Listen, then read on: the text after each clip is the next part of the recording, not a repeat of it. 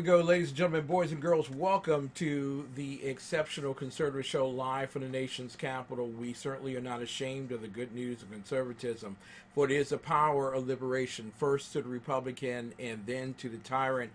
I am so glad that you are with me here tonight. We got a extravagant guest list for this particular evening. And we're dealing with some very, very touche topic areas, very touchy topic areas regarding crime and justice, punishment upon both the victims and as well the culprits in the criminal justice system. And I want to introduce to some, present to others, Mindy Walker. She'll be with us at about 9:10 p.m. Eastern Time. She is the Ward 8 DC GOP chair. Now, unlike the fake news media, unlike them, I can tell you without a shadow of a doubt that there are Republicans actually in the District of Columbia. There really are. There are Republicans in the District of Columbia, and in fact, our fake news interns have dug deep, and we have found out that they actually also live east of the river. So there you go. But Mindy Walker, in this light of great levity, has a very important message from the Ward 8 DC GOP Republicans as chairwoman regarding the issues that we're facing in terms of the District of Columbia City Council considering the Second Look Act, which would release 500 murderers and rapists on the streets simply because they're under age 25. That is the Democrat Marxist criminal justice reform. That's what you were looking forward to. Also in Los Angeles, we've gotten word tonight that it is not 600 police officers that will be released, but in fact 1,000 police officers that will be released from Los Angeles. So talking here tonight about that.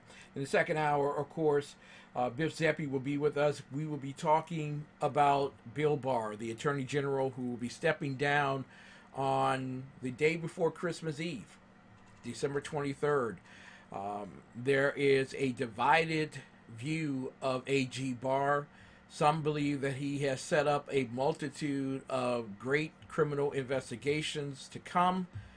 Others believe that he dawdled as a swamp rat in the criminal justice system in the District of Columbia and has allowed a lot to happen, including the election of a potential felon to the ranks of president. So we will be talking with Biff Zeppe about that. Ladies and gentlemen, I want to do something real quick before we really get started. And I want to give the floor to the President of the United States. Something happened today which is quite awe-inspiring, shocking, and absolutely brilliant at the same time. The first Americans taking the Trump vaccine. I have really good news. Today, our nation has achieved a medical miracle. We have delivered a safe and effective vaccine in just 9 months. This is one of the greatest scientific accomplishments in history. It will save millions of lives and soon end the pandemic once and for all. I am thrilled to report that the FDA has authorized the Pfizer vaccine. We have given Pfizer and other companies a great deal of money, hoping this would be the outcome, and it was. On behalf of the American people, I'd like to thank all of the brilliant scientists, technicians, doctors, and workers who made this all possible. Pfizer and Moderna have announced their vaccine is approximately 95% effective, far exceeding expectations. These vaccines are also very safe. American citizens participated in clinical trials that were far larger than normal and had no serious side effects. The dedicated and independent experts at the FDA meticulously studied the results of the trials, and it has now passed the gold standard of safety.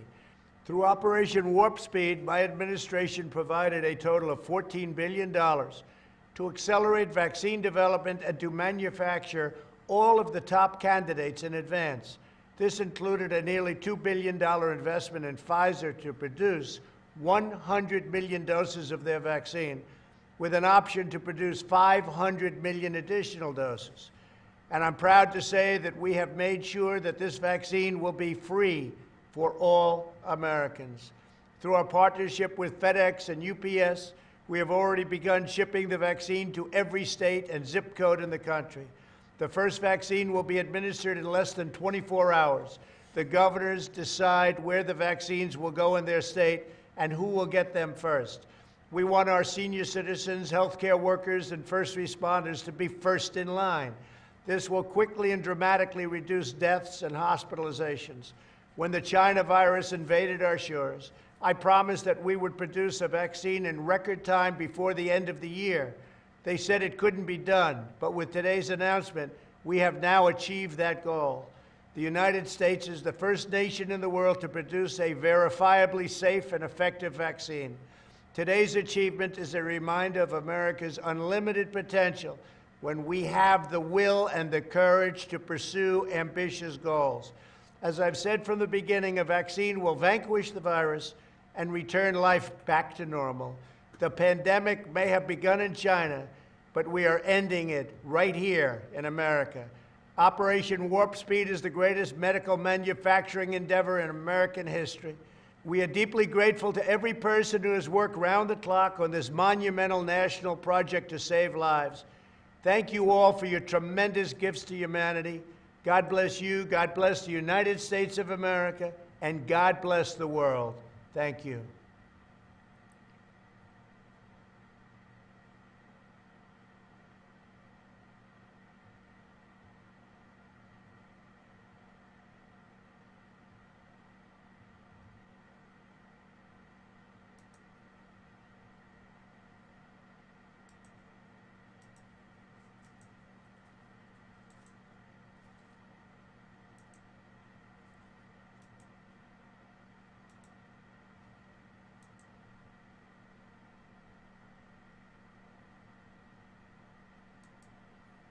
We do apologize, ladies and gentlemen, for all of the technical difficulties assigned here.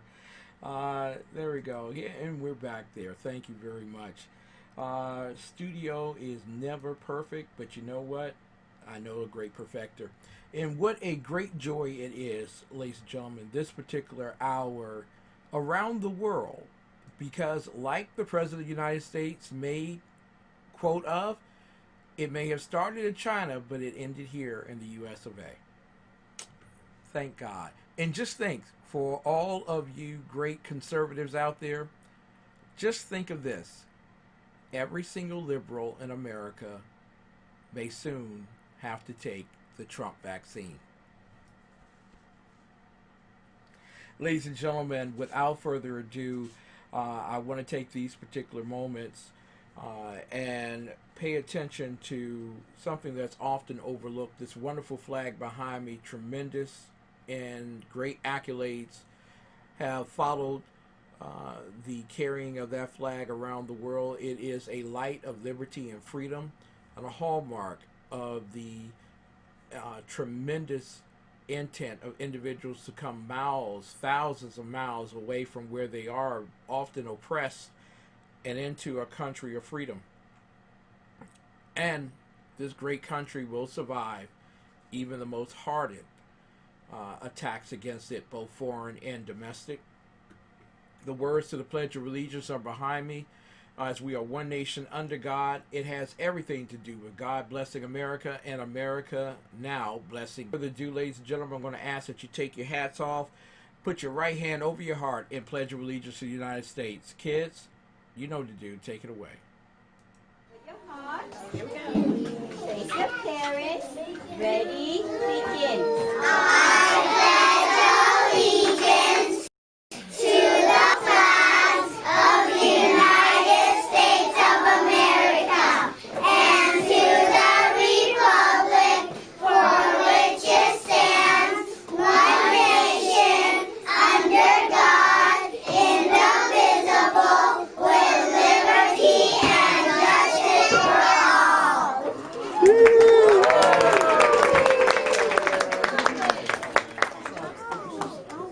gentlemen, I want you to remember that while it is a tremendous joy to have your children in the school systems learning the Pledge of Allegiance, you have to remember that often these classrooms are filled with transient Democrat Marxists that have a foul understanding of American history and regretfully do not oblige the children to participate at all in the Pledge of Allegiance.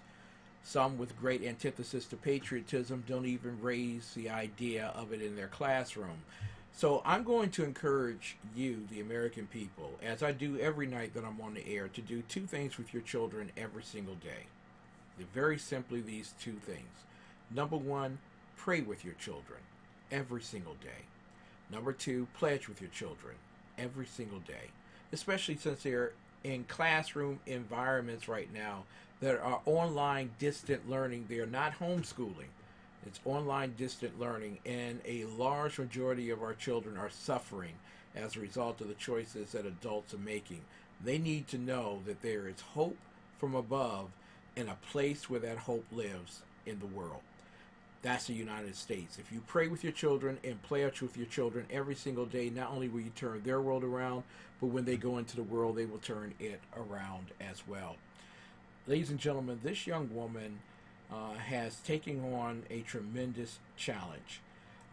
First, the challenge of alerting the DC Republicans that there is a stalwart, a stateswoman who is ready to meet every credible issue brought upon us east of the river. And in addition to that, ladies and gentlemen, to let the Democrat Marxists know that the day of taking advantage of American citizens in the District of Columbia have come to the end. Well, I want to introduce to some and present to others this great young woman, Mindy Walker, who is a Ward 8 DC GOP chair. You can find her at dcgop.com /Ward 8, or you can just go to the at DC Republican Party to find out a whole lot more. Good evening, Mindy. It's a tremendous honor and pleasure to have you on the air with us tonight. Thank you so very much for having me. I think this is such an incredible opportunity to discuss something that I think honestly impacts Wards 7 and 8 far more than any of the other wards in the city. As you kind of already spoke to, DC is looking to release over 400 violent criminals back onto the streets without really laying out any viable rationale for that. Basically, what they're saying is, so the underlying bill, the original bill, was meant to kind of help kids who committed violent crimes before the age of 18. And now, and that was the Incarceration Reduction Amendment Act. But now what the DC Council is trying to do, and they're supposed to vote on this, the final vote on this next week, is allow individuals who were up to the age of 25 years old who had committed a violent crime, and had served 15 years, the opportunity to be released out on the streets again. And what they're kind of saying is that that this is to highlight racial disparities in sentencing and the impacts of incarceration on DC's Black community. Well, if you take a look at, and it's public information, with the Metropolitan Police Department, the homicides are up 21% in 2020 over 2019. So we've had almost 200 murders thus far this year. And between 2018 and 2019, there was a 40% increase. And a lot of these unsolved homicides are Black on Black crime. Yes. So you're really not helping the DC Black community in this sense. You're really just making our streets a lot more unsafe. Exactly. These criminals are not they're not moving to Ward 2 or Ward 4, Ward 5. They're coming back to Ward 7 and Ward 8. And what I find especially interesting about this is that this bill was introduced by Charles Allen, who's the Ward 6 council member. Yes. Now, I mean, I'm not going to say anything about race. I'm personally mixed race. My mother was a Korean citizen when I was born, but also my father's side of the family came in through the 1700 slave trade to Virginia. But what I will say is that it's very easy for someone of Mr.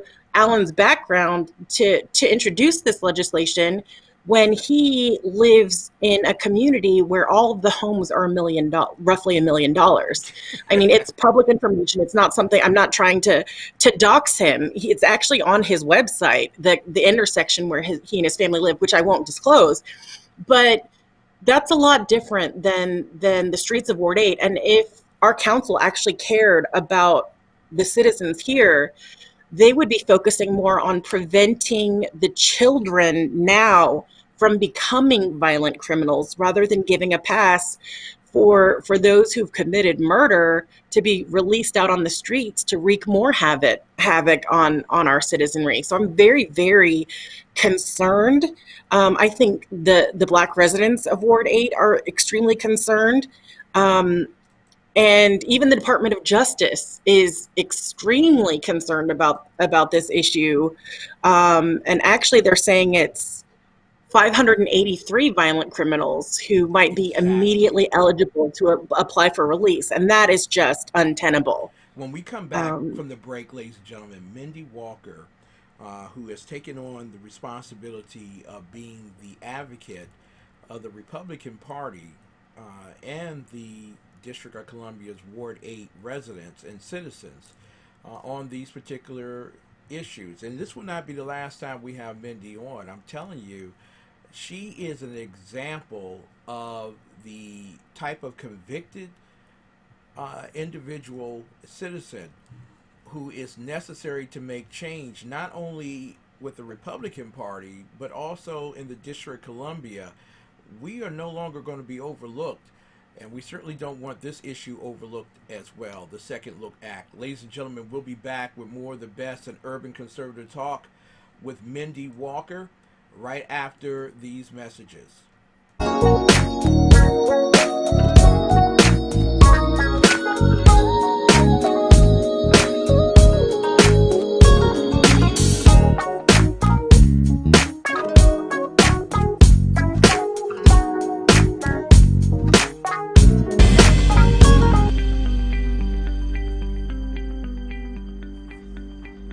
People immediately ask whenever they hear about this, like, wow, we want that. That's great, but how? How can we have enough money between us to actually do it? And it takes a second, but then they realize when you remind them that insurance companies are funded by us.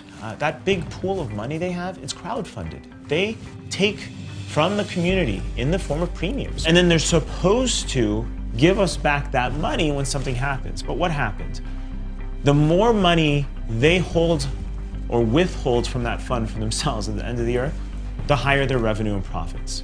The more money they collect, so the more reasons they have to make the premiums higher. The very basis of the entire insurance model was founded on a malalignment or a misalignment of what it was between the people who they were supposed to be protecting. The incentives were wrong. I said to myself, well, how do we fix that? How do we make it so that our interests are 100% aligned with our members? And then go from there. And that's the vision of USO. All of us supporting one another responsibly, transparently, and together.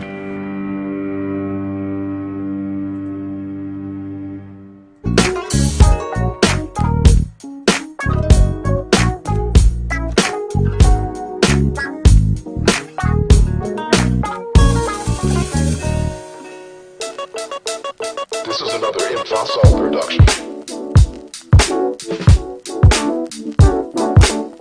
Fossil Rod.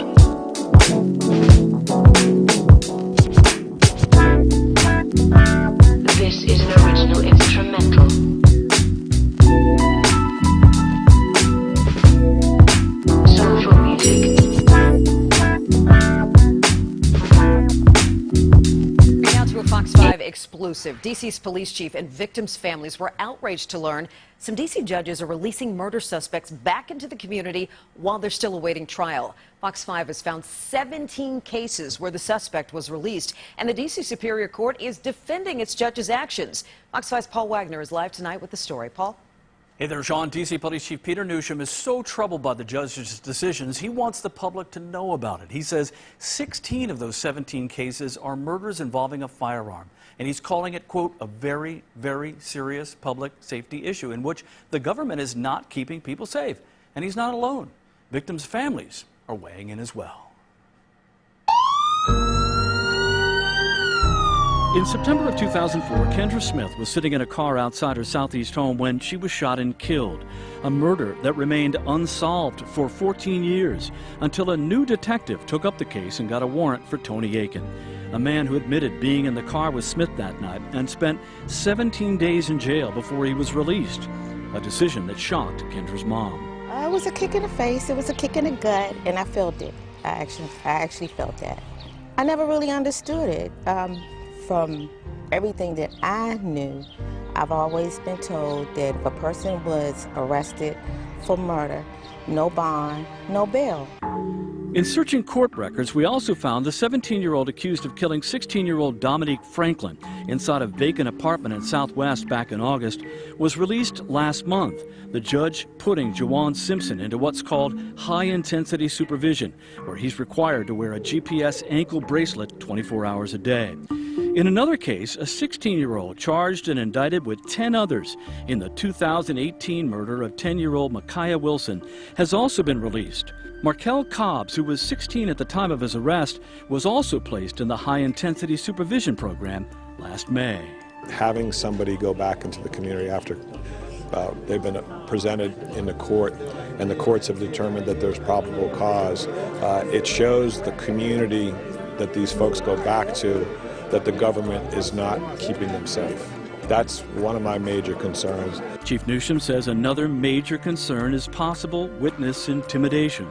If you feel like this is appropriate for our city, you should be able to weigh in on that personally. As the chief of police, I think it has going to have a serious negative impact on public safety, gun violence in particular.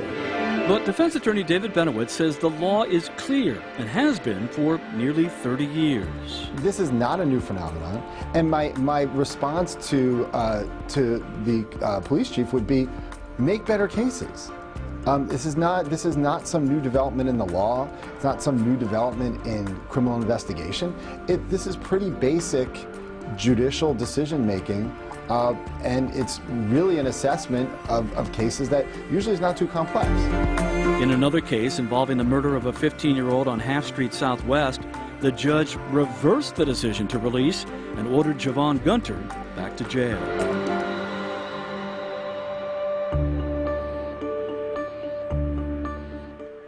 Now, we asked Robert Moran, the chief judge of Superior Court, for a comment, and he released this statement, which reads in part, "There are many considerations that go into a judge's decision to detain a person who's presumed innocent, including whether the accused has a criminal record and whether there is strong evidence of guilt at the time the decision is being made." Sean? You can certainly understand the police and those families being frustrated with all this.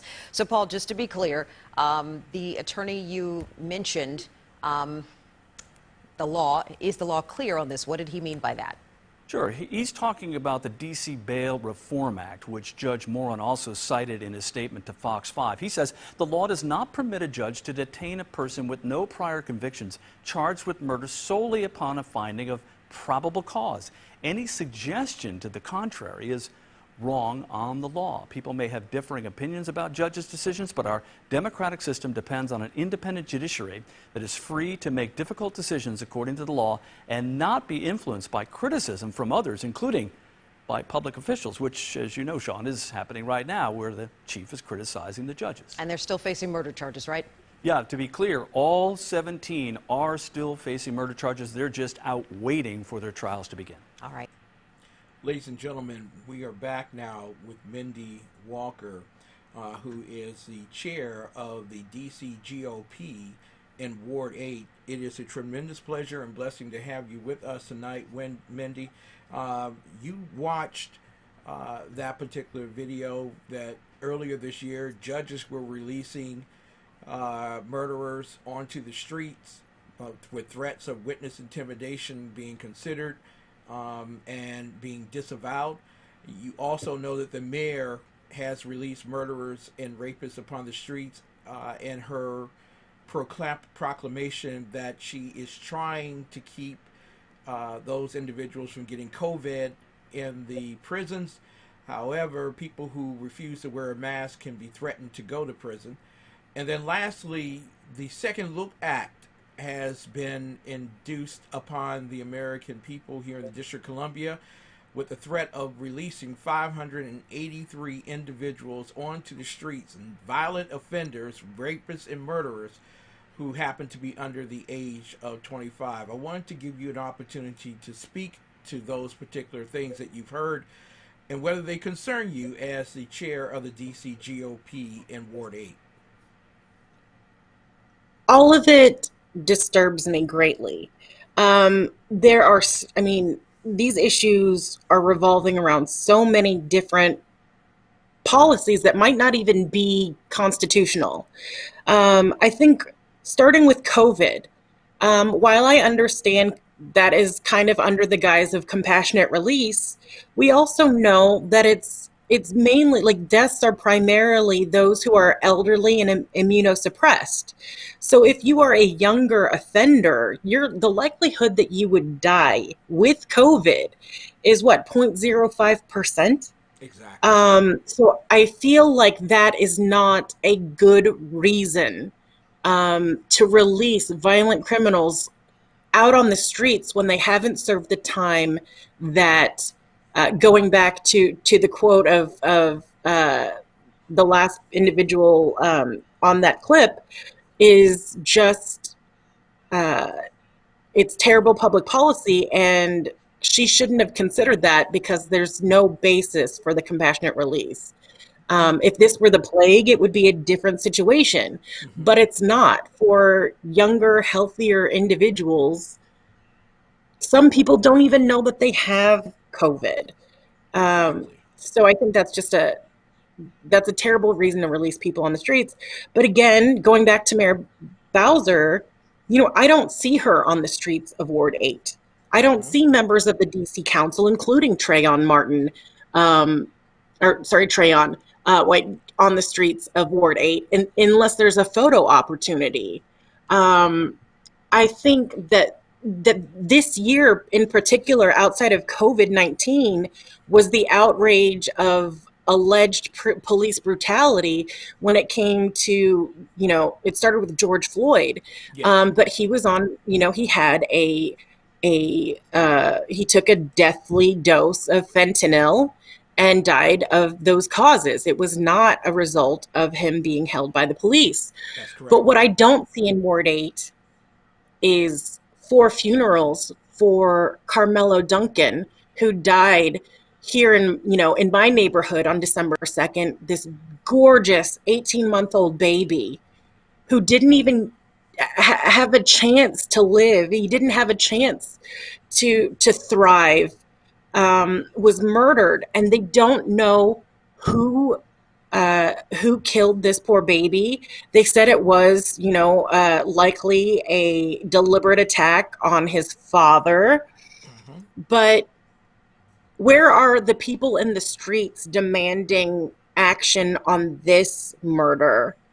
Where's BLM? Where is our government? We have Black Lives Matter painted near the White House, but we don't have individuals here caring about these babies who are being killed every year. This is not an isolated case. Yes. Last year, there was a preteen who was murdered by a 27-year-old adult because they got into a disagreement over who could sell drinks on the side of the road. Exactly. And here, our council, our local government is all about releasing those criminals so that then they can go out and murder other innocent individuals. Exactly. You mentioned earlier Charles Allen, who's a council member from Ward 6. Yes. And you mentioned the fact that he has included within this particular Second Look Act the opportunity of over 583 murders and rapists being released upon the streets. Most of those particular crimes happen to happen in your neighborhood in Ward 8. Most of the criminals that perchance do those crimes happen to be in Ward 8. And every year, Muriel Bowser has come up with a crime initiative. And I must say this, the D.C. City Council is for releasing hardened murderers and rapists onto the streets. The judges in the District Superior Court are okay with releasing murderers and rapists onto the streets. But it's the police and the police chief who were against it, and the police chief is gone. I want to get your thoughts in terms of that. I would just like to say God bless every single Metropolitan Police officer, especially in District 7, which is the most dangerous district, which is my district. They, just to give you some background on that, they are compensated at the same level as police officers who are downtown, who don't have to deal with as much crime, who are in Georgetown, etc. So they're out here, they're being disrespected at every single corner, every single opportunity. The council wants to take money away from them. At least Muriel Bowser did step up to kind of say, let's wait a minute, let's not get too hasty. Their pay, actually the police department's pay is held to a lower standard. They're not paid according to the work that they do and the populations that they serve, because we don't have 1 million residents, but we have upwards of 15 million people in the city pre-COVID every day for work and business and travel. But they're held to the pay of the suburbs. Yeah. So they're not being paid like, South Side of Chicago police officers or Los Angeles police officers or other police officers who are put in the same amount of danger that these individuals are. They're paid less, they're disrespected more. And as we saw, there were some stories over the weekend from the MAGA rally that some individuals were angry at the police, but the police have their hands tied. They're amazing, wonderful people who are doing God's work out there. And at every turn they're disrespected, and they can't do what they want, what they personally feel is right, because they are pigeonholed by our government. Exactly. They have been told to stand down by Mayor Muriel Bowser, that it's okay for Black Lives Matter and Antifa to riot, to loot, and to burn down buildings. But if a Trump supporter protects himself, you darn near better arrest him. There seems to be a definite two-tiered system of justice in America when it comes to the District of Columbia. If you are pro-rioting, looting, and defamation of character, it's okay. If you are believers in a strict constitutional justice, then you are the problem. When you have as many poor, because when you look at the statistics for Ward 8, nearly 60% of those people in Ward 8 are considered under the middle income line here, somewhere in the area of less than $100,000 for a family. You have 35% that make up the poverty line in this particular area, meaning that they make less than $35,000 a year. You have an extreme amount of poverty and lack of economic development to create jobs.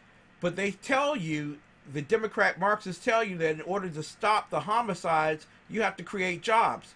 Why is it that this whole idea of reducing crime does not include economic development east of the river?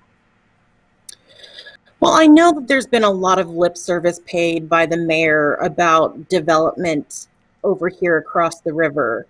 But just the culture here. Um, there are a lot of good people. I love my neighbors personally, but the community on this side of the river is held to the lowest standards. I think our government has gotten them hooked on government programs to where even if there were the opportunity for jobs and job creation, that that a lot of them wouldn't take advantage of that because, even individuals who are intelligent and want to work recognize that they could make less working, or they could stay at home and have maybe a lower standard of living, but they get to keep uh, the benefits that they're provided, because it's not just subsidized housing, it's food stamps, SNAP, it's WIC, it's welfare.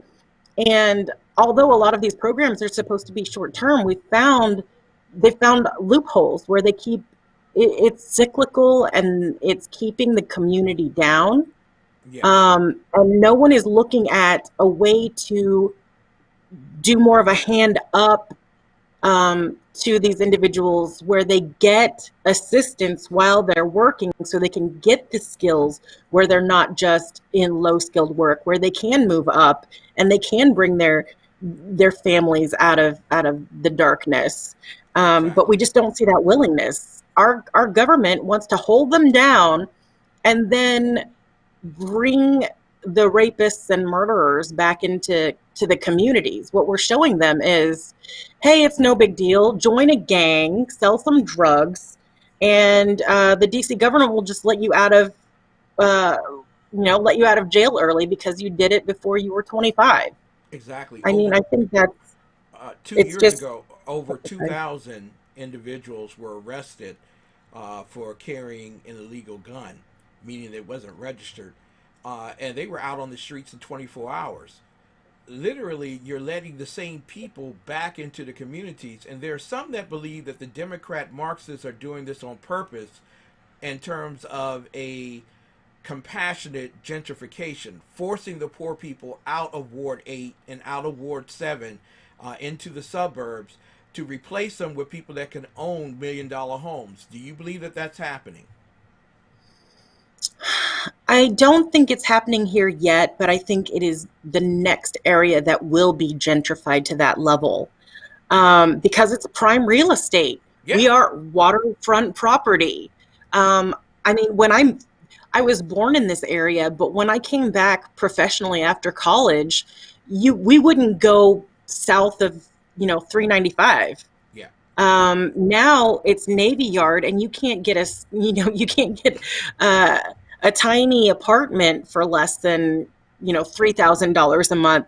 So I do kind of see that coming, and I think it is kind of a disservice to the community because the culture here is so rich in history. Yeah. I live in the Douglas part of 8, named for Frederick Douglass, who was he was a founder of the DC Republican Party and a storied resident of Ward 8. There's a deep Jewish heritage actually in Ward Yes. 8. This used to be a Jewish community. And I think that we can make things nicer without making it so the people don't have a place to live in DC. But I don't think that the answer is to give it to them. I think that earning a place is far more important, because then you respect the community. People are neighbors rather than just residents. They're citizens who care for their community, and we can't do that right now because it's so dangerous. I mean, Exactly. the District 7 police station on Alabama Avenue, a lot of people get shot in their parking lot. They're not even afraid to shoot each other in front of the police department. Yeah. So we That's very can't true. do that. Exactly. Now, Um, I got to ask you here. mhm. The Second Look Act also includes a provision called Title One, which is a red flag law that basically states that anybody anonymously can conjecture that you are mentally sick, and the police have to come and take your guns while they determine judicially, not medicinally and not psychologically, but judicially, if you are mentally sick, which basically separates the individual who is falsely accused from his Second Amendment rights. I want to get your thoughts on that as you award a DC GOP chair. Are you in favor of the red flag law? I am wholeheartedly against any red flag law. It's not rooted in any evidence, and it can be turned into more of a politically motivated provision. Yes. I myself admit that I am a lawful gun owner, and actually a huge problem that I have in the city is that you're preventing citizens who don't have a criminal history from being able to protect themselves, their homes, and their families. But it's easy to get a gun unlawfully. I can't tell you, the process to receive a short arm is just ridiculous in the city. And the one person who previously was kind of the intermediary, where you have to purchase a gun outside of DC, and then you do all of your paperwork, you get your background check, then the gun store has to send it to DC so that someone can hold the box for you when you when you go in to lawfully register your handgun. And in addition to that, I think it was somewhere around a $300 fee just so that that individual, and who has since quit, so now they don't even have a Exactly. a You have to good go through the process police for it. department to actually get your gun now. Exactly. You have to go through the police to get your gun. It'd be easier to be a criminal on the street behind the 7-Eleven where you can get your gun for about $50, without all the registration.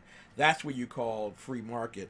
But you're opposed to second look in terms of Title I. Are you also opposed to second look in terms of Title 12?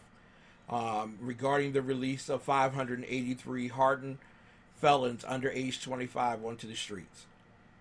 Absolutely.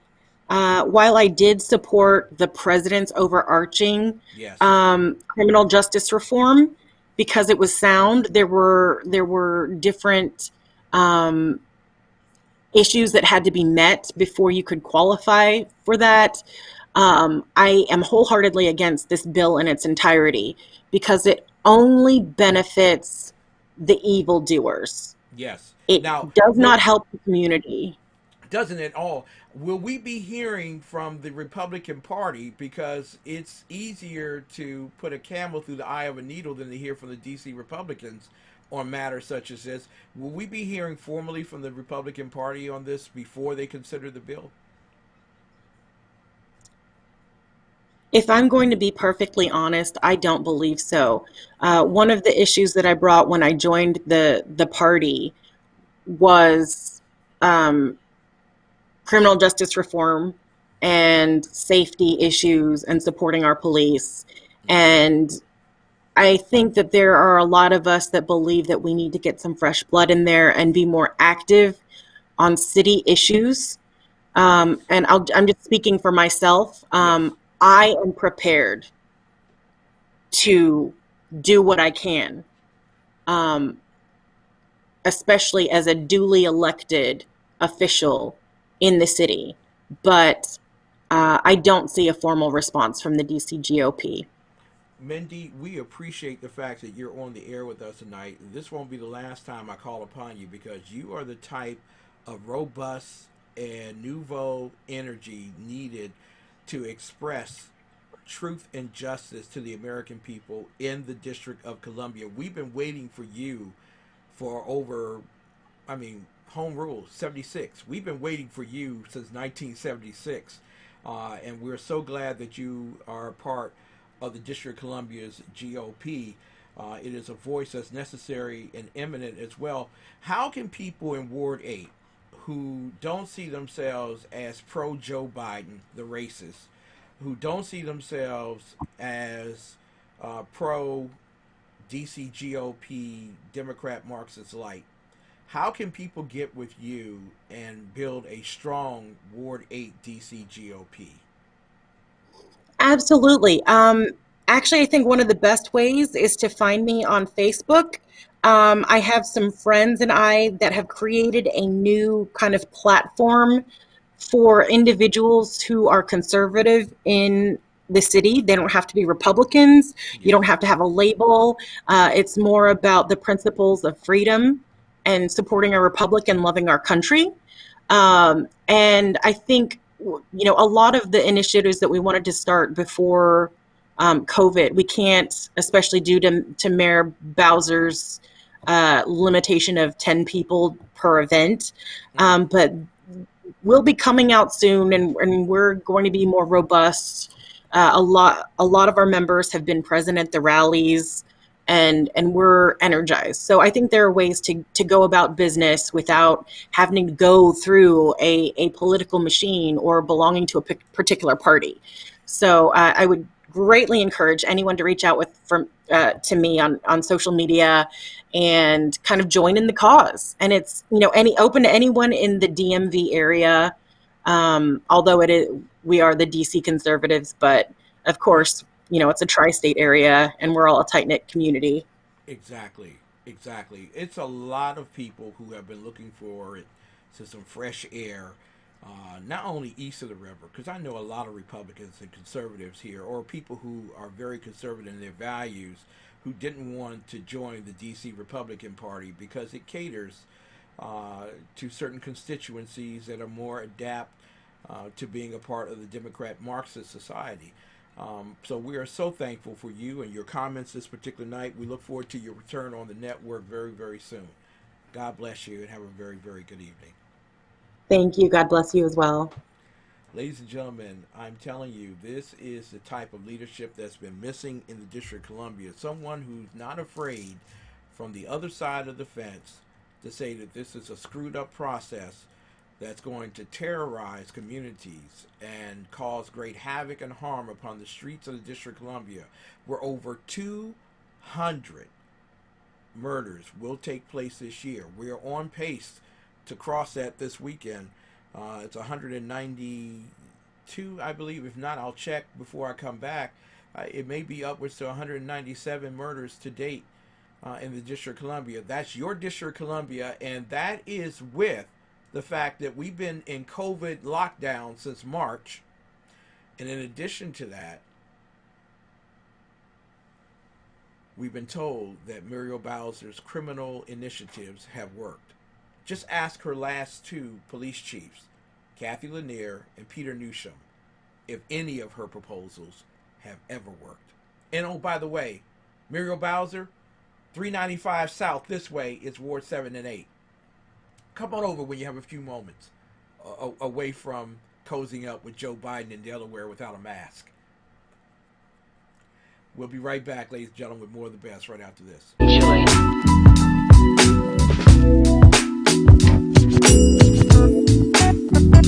This is another Infosol production. Police Chief Michael Morris sent an unusual apology letter to all LAPD officers. It's a response to a pair of officer surveys that show falling morale and growing frustration about the leadership of the department and the city. Our investigative reporter Eric Leonard has a copy of this letter, and he spoke with the chief one-on-one tonight. I've got their back, and I'm doing everything I can to support them. LAPD Chief Moore tells the I-Team he sent this internal message to officers that he didn't intend to become public that says, "There are things I wish I could go back in time and do over, but life doesn't work that way. When one falls short, you get back up and strive to do better. That's my commitment." He's talking about things he did and did not say over the summer in response to the public demonstrations and demands for more significant police reform. The chief's letter followed the publication of this survey of officers by their union that showed some 90% said they'd retire now if they could. 86% said they felt unsupported by the chief. I know their heart is the biggest organ on their body. They're just trying to do the right thing.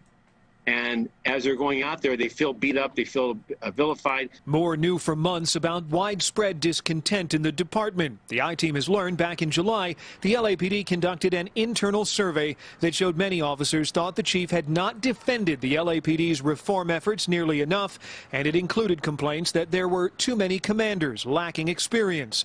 Moore says he tried to address that in the letter and says the coming months will be more difficult with the impact of a $150 million defunding decision by the city council and other untold coronavirus-related budget cuts. I'm proud to be their chief, and again, my effort was to say that and communicate it and to demonstrate some heart and sincerity in it. The I-Team spoke with a number of LAPD officers who read the chief's note. They didn't want to be identified, but they said they thought the letter was heartfelt and genuine, though a couple of months late. Hundreds of officers have begun the process of retirement, many of them planning to leave their careers long before they initially planned. And some we've spoken with say their perception over the summer that the chief and the city wouldn't stand behind them is what pushed those officers to get out early. I'm investigative reporter Eric Leonard, NBC4 News.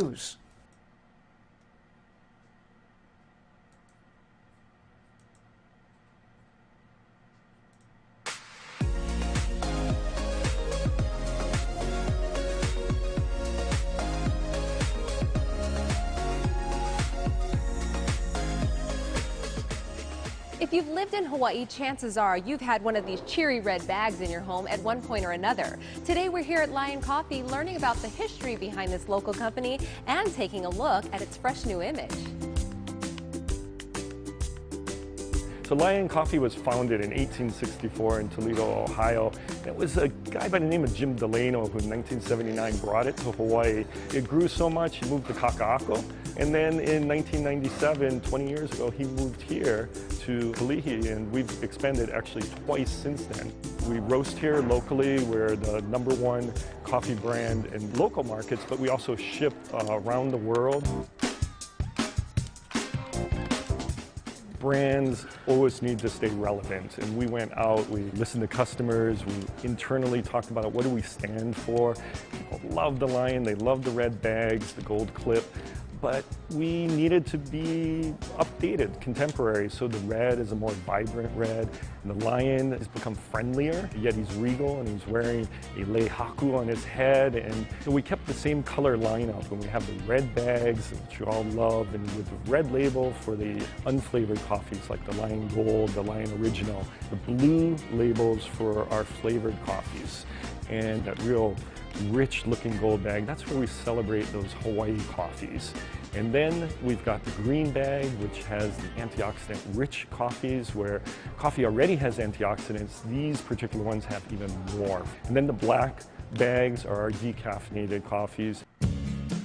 When we repackaged it, we put the labels on the bottom of the package, and that seems like a really small change, but it's a big change because before you opened the bag and you started rolling it down to keep your coffee fresh and you couldn't tell what coffee was in it. Now the label at the bottom, it's really easy to keep track of it in your kitchen, and the whole packaging is really designed to make it easier for the consumers who already love us and also easier for those who haven't tried us. We really want people to try our different blends and our different roasts. Well, that's what's so exciting about working here is we do much more than just roast coffee. There was a woman who I met, and she talked about how she drinks Lion Coffee because it reminds her of her late mother. Family gatherings in Hawaii is all about the food, but what comes out after the food's finished? Coffee, and you drink coffee and talk story well into the night. That's what Lion Coffee really creates, is that emotional connection with people. This segment is sponsored by Lion Coffee. So we are here at the Westgate Town Center in Orlando, Florida. I want to give a big shout out to Book VIP. We're having an amazing time. Easily saved over $700 booking through Book VIP. Look over here, babe. Came to the water park yesterday. The kids had an amazing time. We did the lazy river as a family. The little one was all into it. Even the teenager was excited. We came after that and came over and did some paddle boating on the Swan. Swanning. It was an amazing time. Great time. Whole family loved it. Who else, babe? Just a great time. Just the grounds was terrific. They treated us terrifically around here. Customer service was amazing, like she said. definitely going to book again. Great deal, save some great money, and off an internet ad that I did not believe. I was skeptical at first, and we had a great time, and we're still going to have even greater time because we're not done yet. But just want to give a quick shout out to Book VIP. Thank you very much. Bye. Fossil Rod.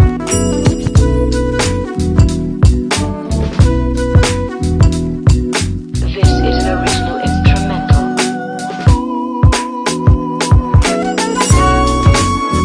Soulful music.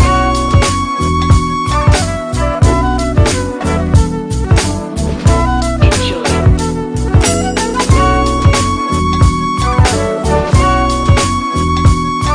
This is another Fossil. Ladies and gentlemen, boys and girls, thank you so much for tuning in tonight to the Exceptional Conservative Show live from the nation's capital. We are not ashamed of the good news of conservatism, for it is the power of liberation, first to Republican and then to the tyrants out there. I'm going to briskly go over this. I just want to briskly go over this. Trust me. First and foremost, Mary Brockman, my bouncer in chief is in the chat roll this particular evening. If you diss her, you diss me, you will be whoop, whoop, whoop, whoop, whoop, dismissed from her program. I want to briskly go over this with you. The president has not lost yet. Because our Constitution protects fair and just elections. And I know I broke that big story last night on my show Sunday night, that the Supreme Court had an intolerable conversation, leaving two of the Supreme Court justices completely irate, with none other than John Roberts. But I want to let you know that what you all did in Georgia today, what you did in Nevada today, what you did in Arizona today, what you did in Pennsylvania today, is all that we need for this particular process to go in the direction that we knew it would go in, back to the states. And we will talk about that in the second hour, along with my very good friend Biff Zeppe will be joining us this particular hour. SHR Media, BZ's Berserk, Bobcat, Saloon. You can find him on Twitter at BZEP. I am telling you, ladies and gentlemen, don't sit back whining, complaining, oh my God, it's all over, starting to make moving plans and all that kind of stuff. We have just begun to fight. Ladies and gentlemen, people always ask, you're always at 10 o'clock, you're on fire. We had that great conversation with Mindy Walker. Listen, we're fired up. You just told me about the Supreme Court. I want to hear about it because I wasn't watching Sunday night. Ken, come on. Why are you stopping? Because I think that you need to answer two very important questions. Number one, do you know where your children are? Number two, do your children know where you are?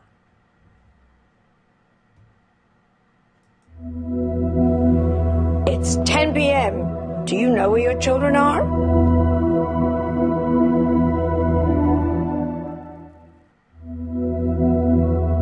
It's 10 p.m. Do you know where your children are?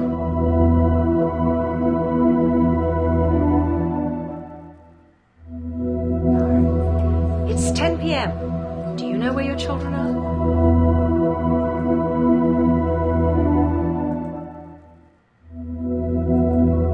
I'm Paul Stanley of KISS. It's 10 p.m. Do you know where your children are?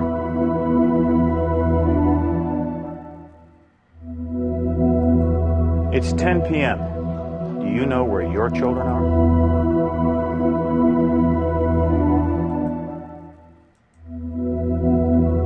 It's 10 p.m. Do you know where your children are?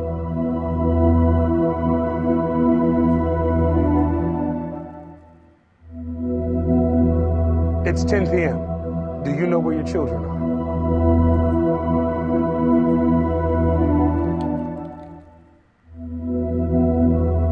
I'm Councilman Eric Joya. It's 10 o'clock. Do you know where your children are?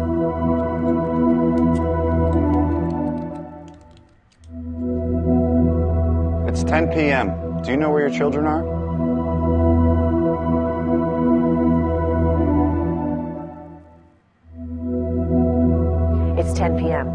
you know where your children are?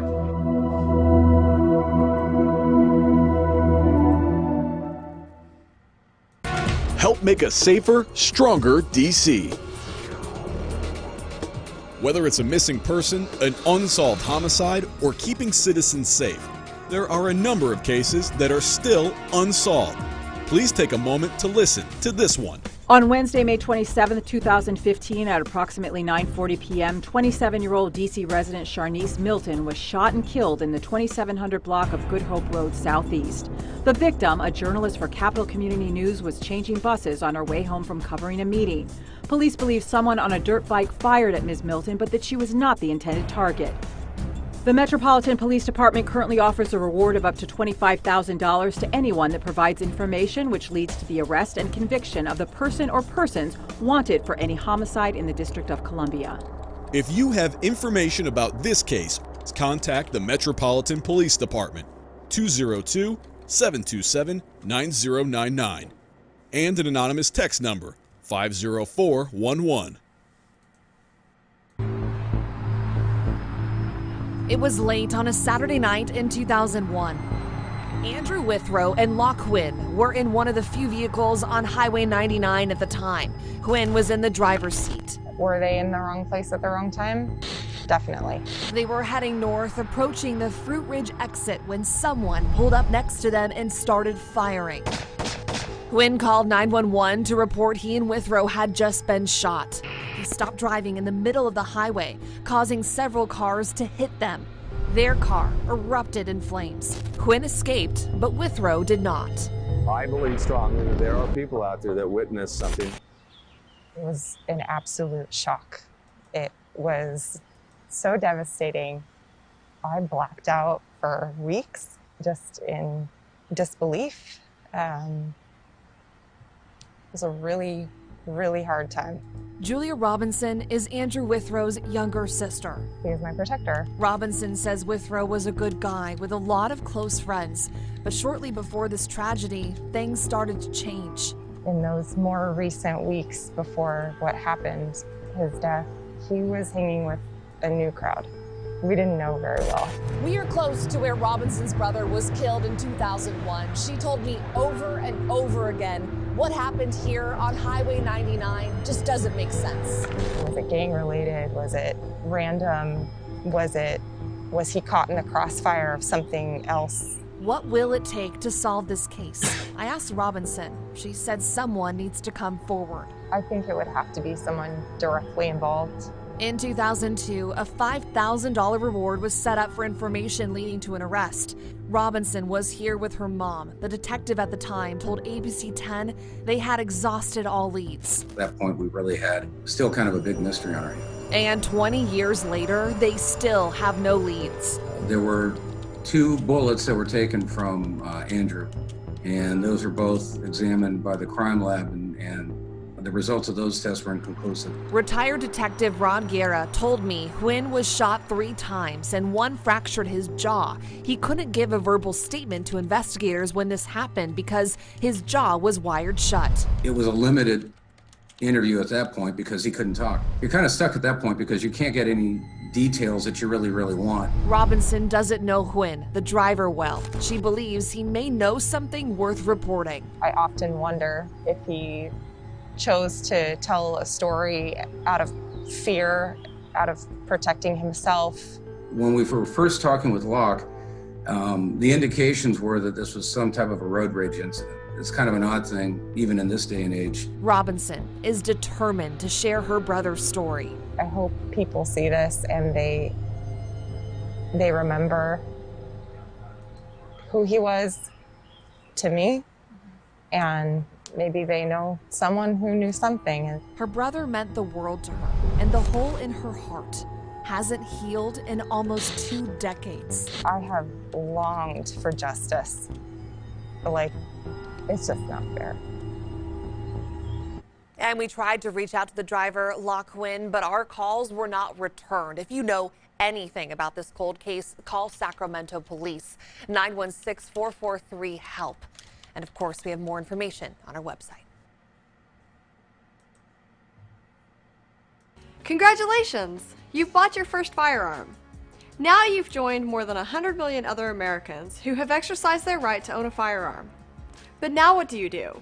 A common mistake that many first-time gun owners make is that as soon as they take home their first firearm, they store it in a drawer, a closet, or even a gun safe, and leave it there, allowing it to collect dust for years to come. Would you buy a car to keep it in the garage and never learn how to drive it? Or what about buying a smartphone to never plug it in or learn how to use it? If you bought a gun, it's your responsibility to learn how to use it, especially if you purchased it for home defense to protect yourself and your family. If you don't know how to use a gun, it's absolutely worthless as a self-defense tool. Worse yet, if you try to defend yourself with a gun you don't know how to use, it can easily be taken away and used against you. If you have not already done so, find a professional instructor and sign up for a class. A great online resource is nrainstructors.org. For more than 140 years, the NRA has been one of the best in the world at teaching firearm safety and how to shoot. Two great courses to start out with are Home Firearm Safety and the Basics of Pistol Shooting. And remember, you do not need to be an NRA member to take an NRA training class. Once you've taken your class, your next step should be to find your local range so that you can go shoot your gun. A great place to find local ranges is wheretoshoot.org, a website put up by the National Shooting Sports Foundation. Indoor ranges allow you to shoot regardless of weather. Many of them are also attached to gun stores where you can find ammunition, accessories, and targets. Many indoor ranges offer gun rentals.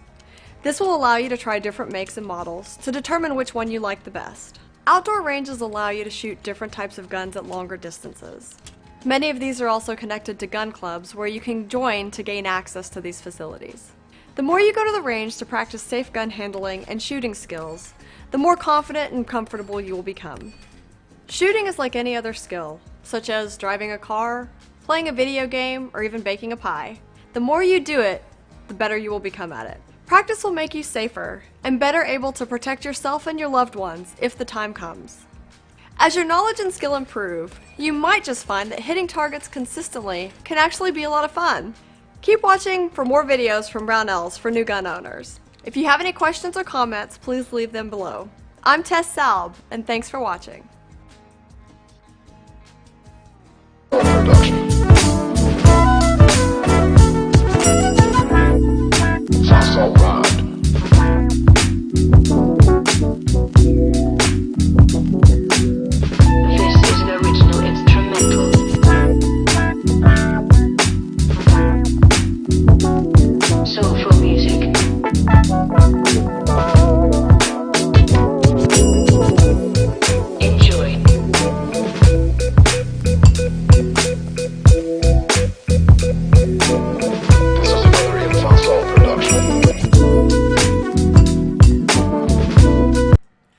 Ladies and gentlemen, I just need to release this story to you tonight because the mainstream, the fake news is not telling you this story.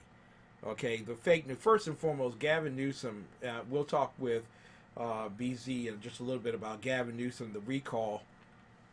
The fact that Tesla, Hewlett Packard, and a few other major, Wall Street favorites are leaving California for Texas. I know Greg Abbott is excited. And as well, the lamestream media wants you to believe that Joe Biden won the Electoral College. I am telling you, this is such a fun night. And I'm so glad that BZ will be joining us because we got a lot to talk about. But this story you need to hear. The city of Los Angeles is expected to cut jobs, including as many as 1,000 police officers. The NBC4i team has obtained a new city budget memo revealing details. Investigative reporter Eric Leonard joins us live right now with what he's learned. Eric?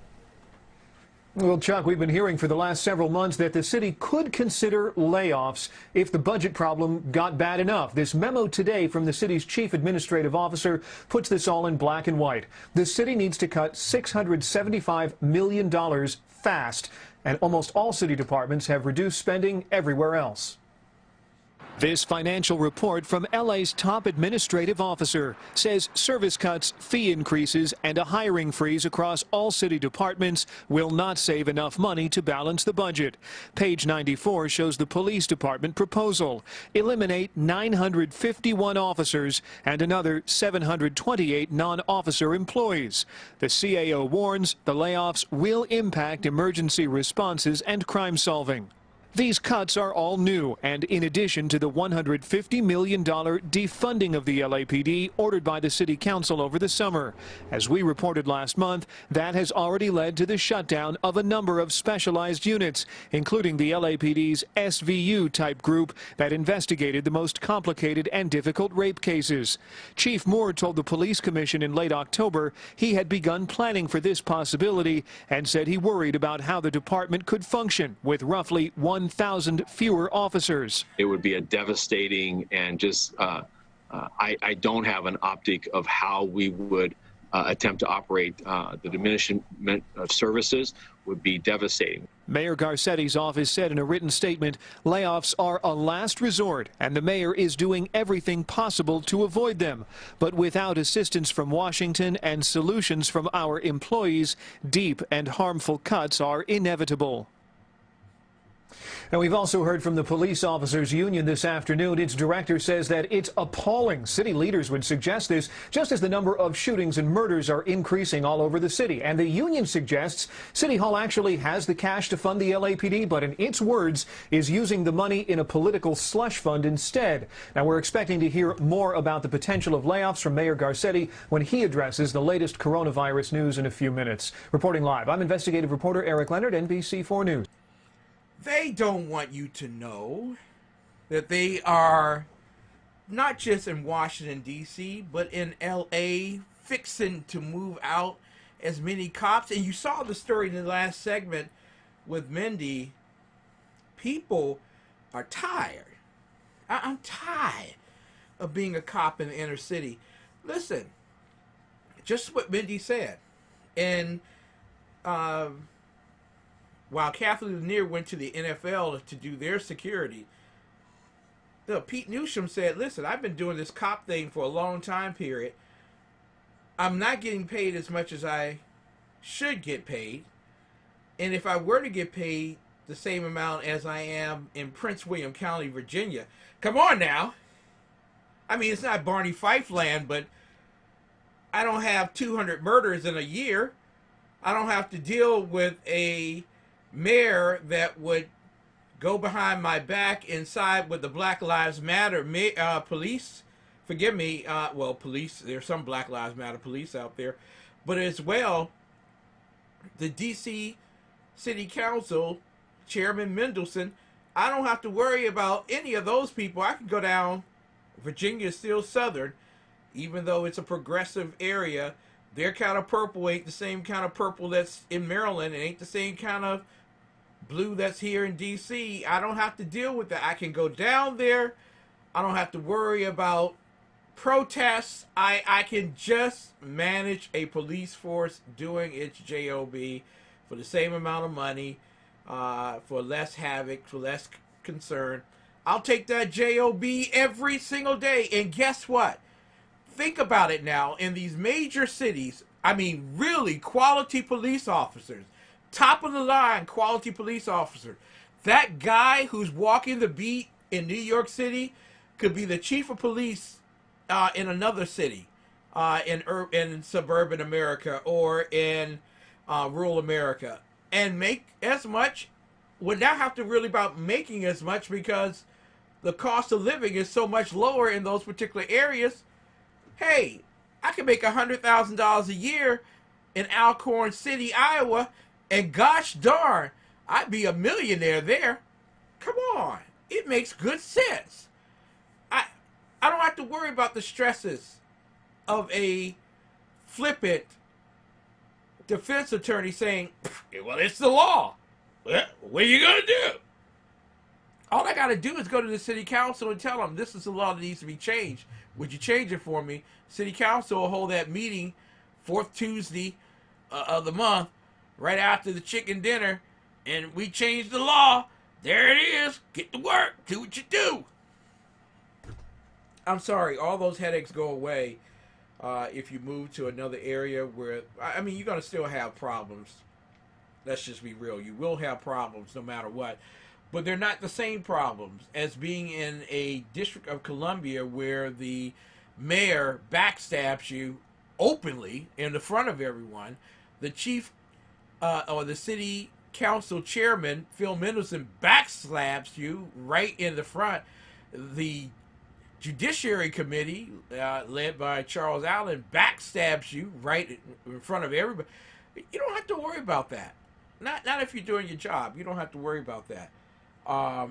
So I'm going to tell you without a shadow of a doubt, there are opportunities out there. Now, I'm not going to get a lot of credit, as I normally don't. Most people listen to my show and then they steal whatever they have to.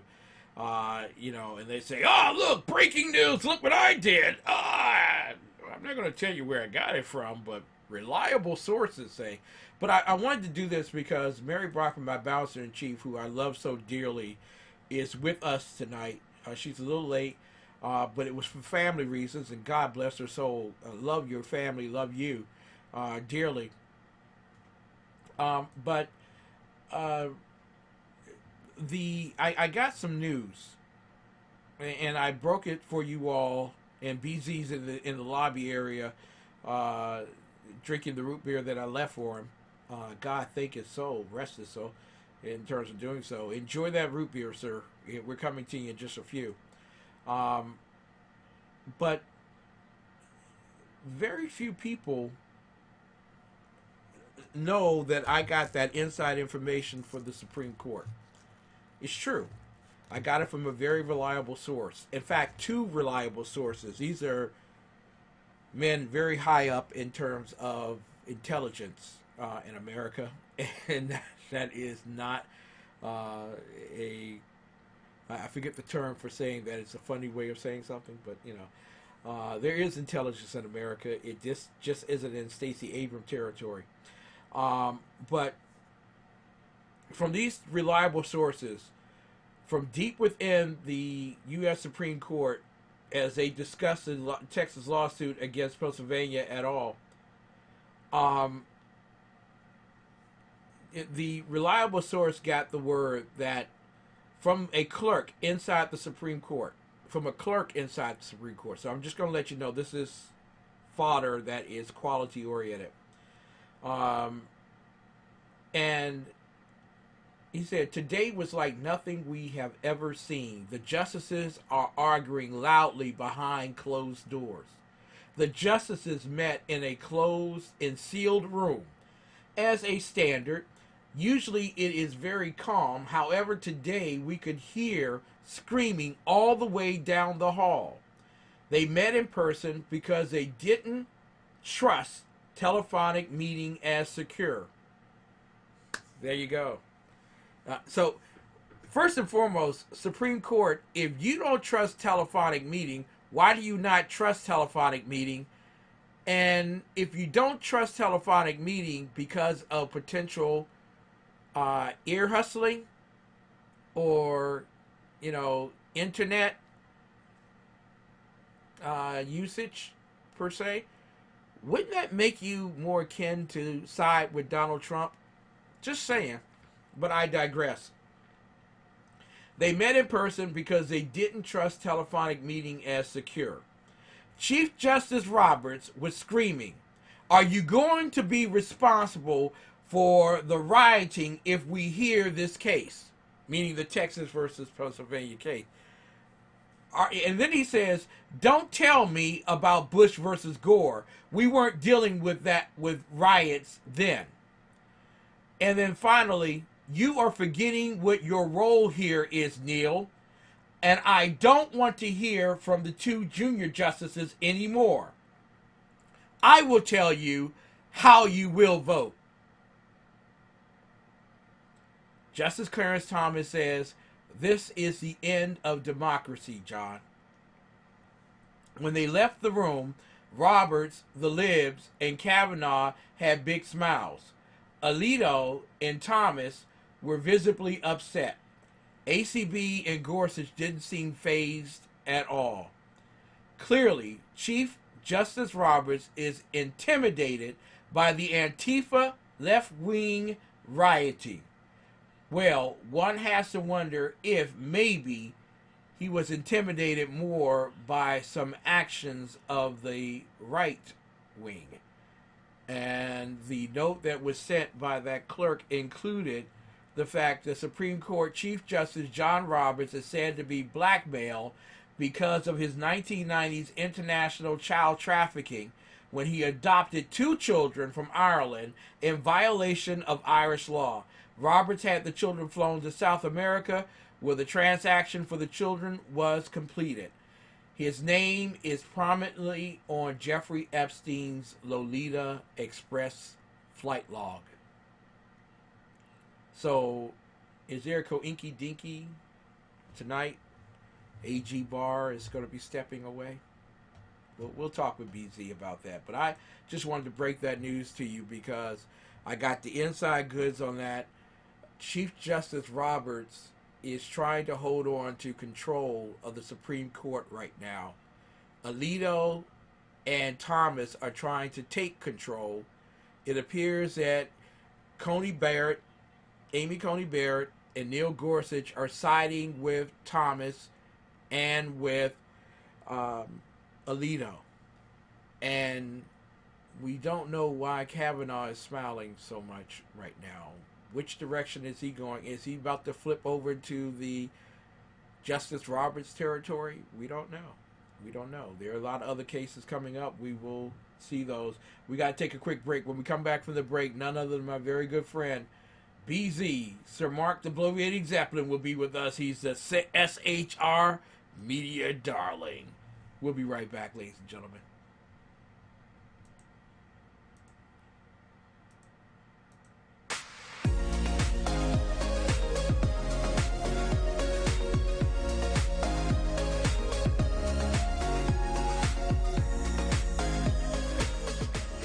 If you've lived in Hawaii, chances are you've had one of these cheery red bags in your home at one point or another. Today we're here at Lion Coffee learning about the history behind this local company and taking a look at its fresh new image.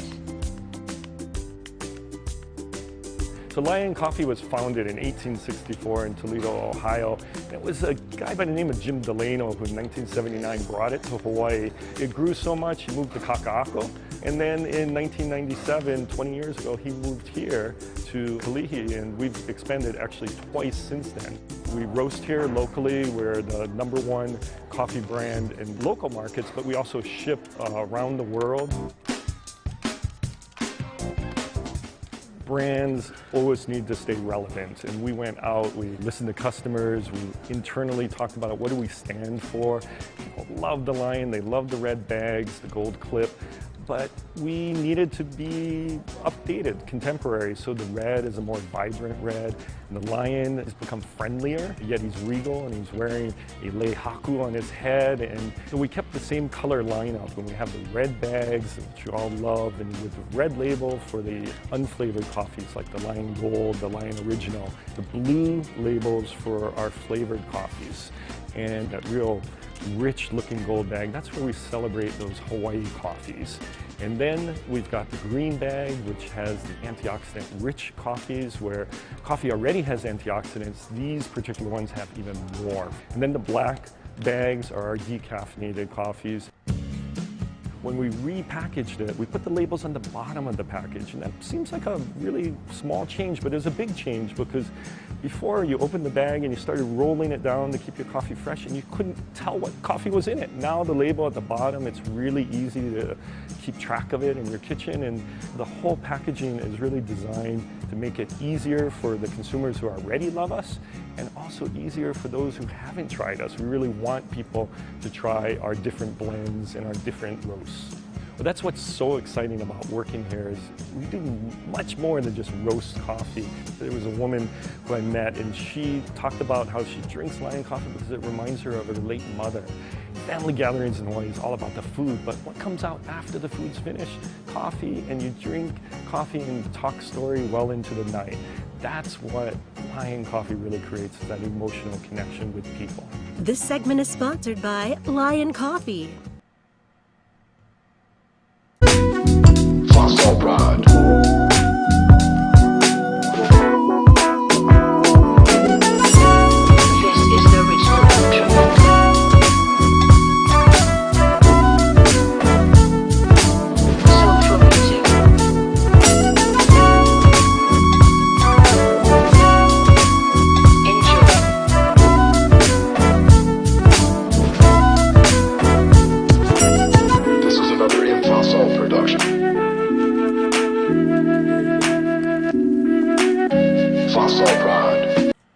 Fossil Ride. Ladies and gentlemen, I want to introduce to some and present to others one of the most brilliant men west of the Mississippi River.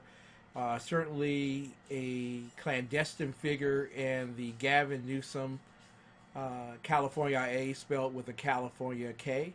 None other than Biff Zeppe, Sir Mark the Bloviating Zeppelin to some. Also the host of Berserk, Bobcat, Saloon on Tuesdays and Thursday nights on SHR Media, where he is a media darling. Good evening, sir. What a great pleasure to have you on the air with us tonight. Trump 2020, not the Trump 2024, because he's lost this election.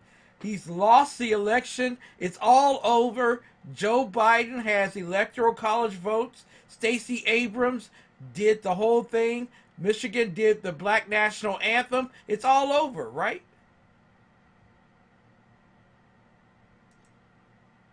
And you know, I can tell you this. It ain't real crying until you see tears. Two things. This is how we knew in Coptum that when somebody was confessing, it wasn't just a made-up confession. It was a real confession. Because first, you start with admissions. Then if you get a first little admission, then you start to get a few other admissions. And then finally, occasionally, you get to the actual confession. And this is how you know that it's an honest-to-God confession. Just like I'm a student of Paul Ekman, if nothing else. Go look up and see who Paul Ekman is. In any event, it's not a real confession unless you get tears and snot. It doesn't count. It doesn't. You can get tears because we've seen actors do tears for years. But it doesn't count unless you get snot. Tears. This then it's real. Is called you the think Tears I'm and kidding? Snot segment. Tears and snot, baby. Okay, now you mentioned this hat, and you mentioned this number right here. Now I want to tell you, I didn't order this hat 6 months ago or 8 months ago. I ordered this hat last week. Wow. And it got here about 3 days ago. And that was a good question, Ken. That was a really good question. Trump 2020, what the hell is wrong? Okay, the reason I got the hat is because I'm going to have that zero. Where is it? Right there. There it is. Come down. Yeah, that. Yeah, I'm going to have that zero changed to a 4.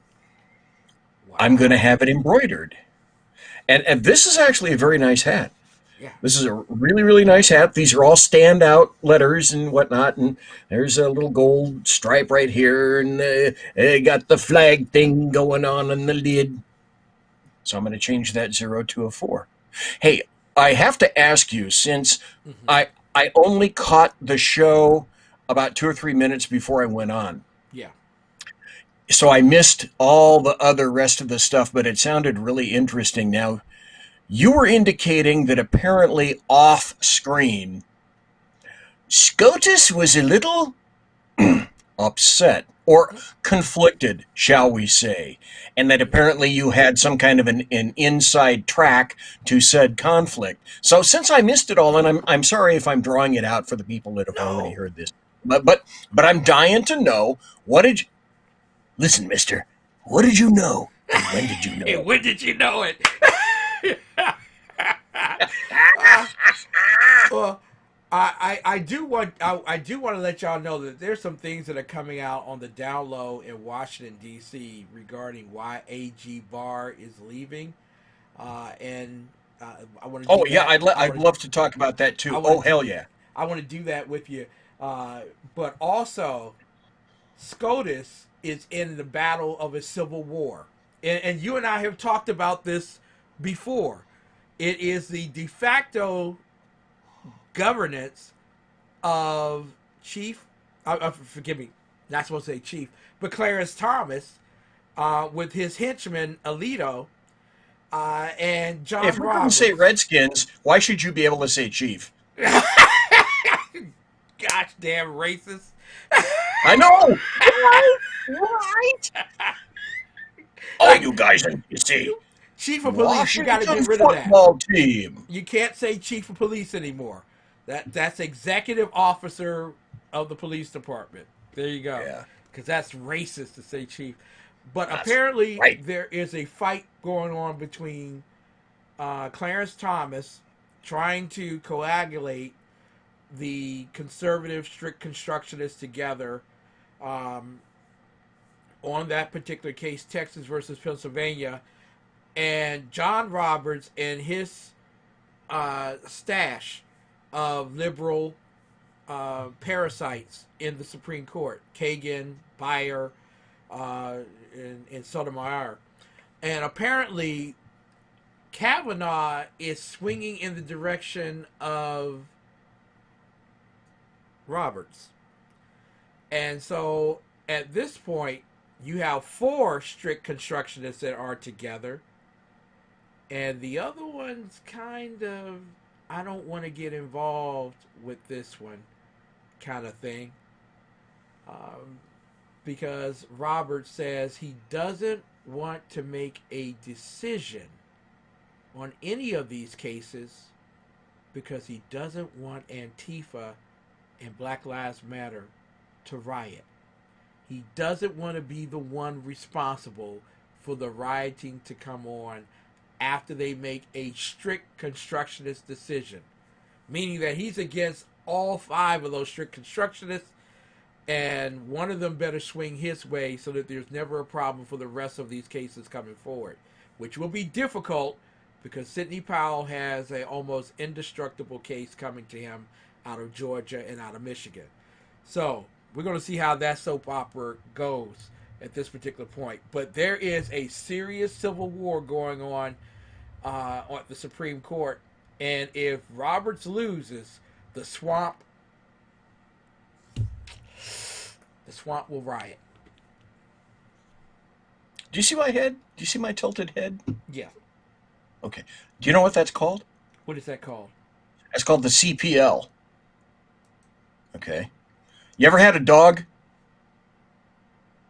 Everybody that had a dog knows this. Everybody that has a dog knows this, because I am giving you the CPL right now.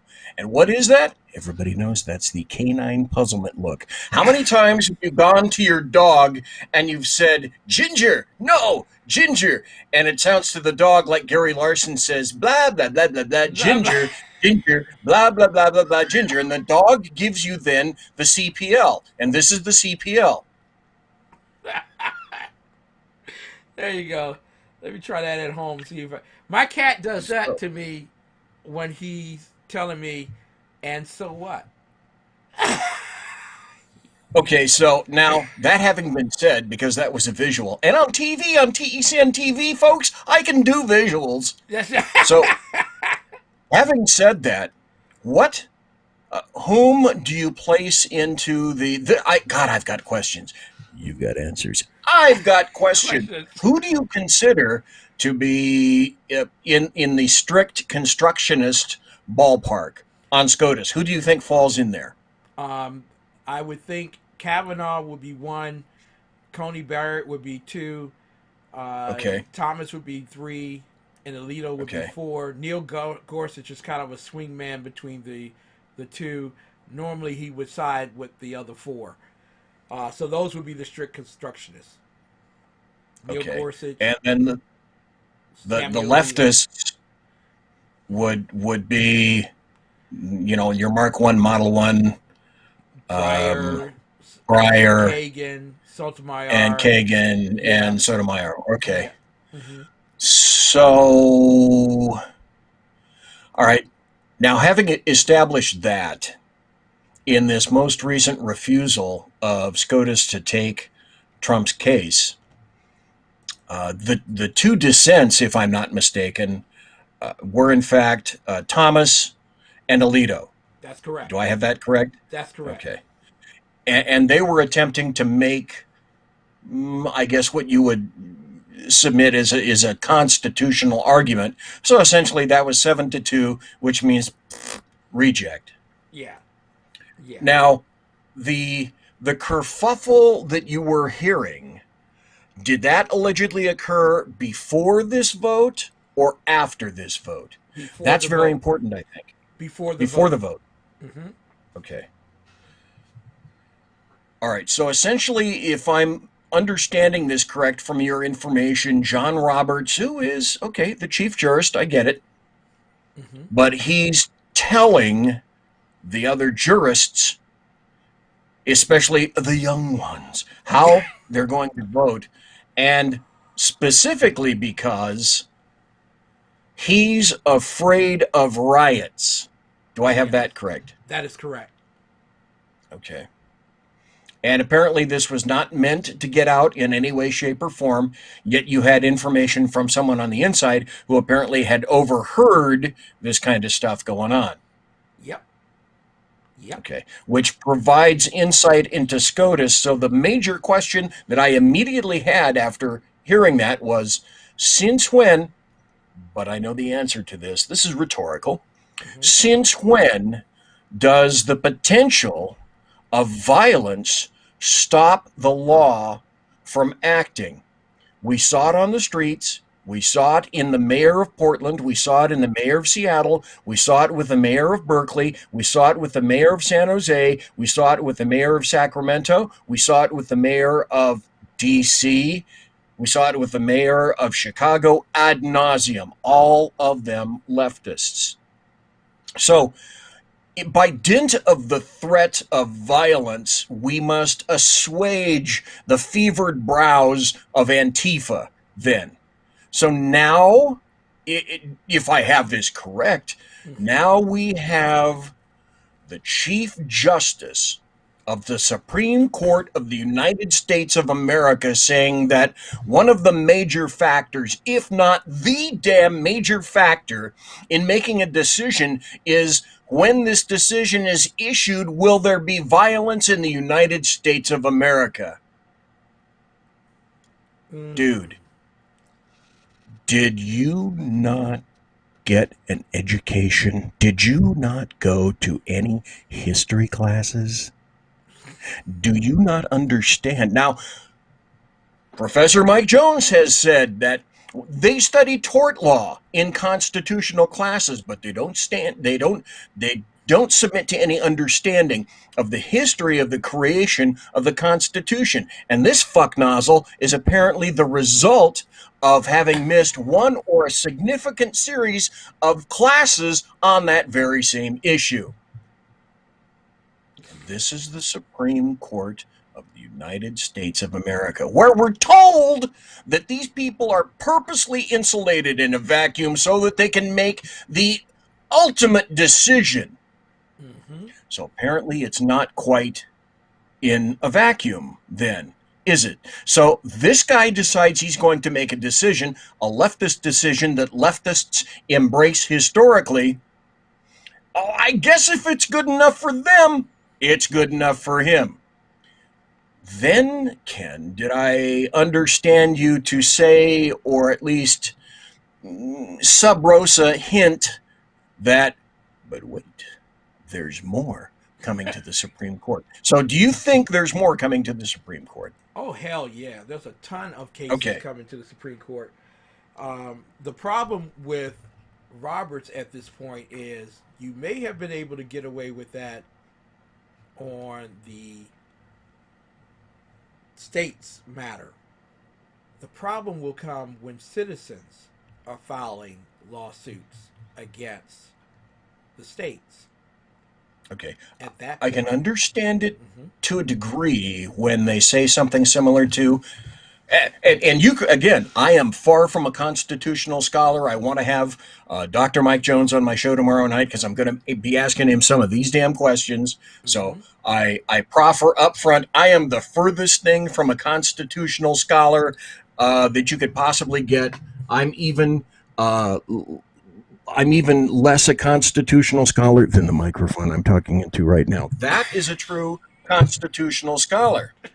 But that having been said,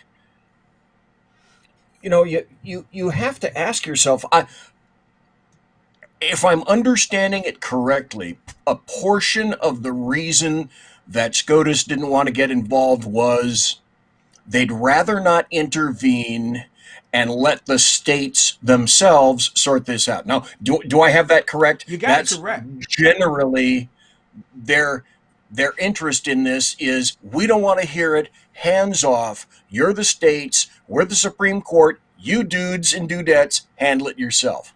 Yep. And we've seen that over the years. In fact, Yes, we have. Pontius Pilate did a very good job of the washing his hands of Jesus.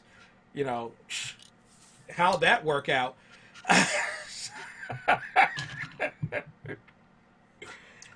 Well, I hear the argument.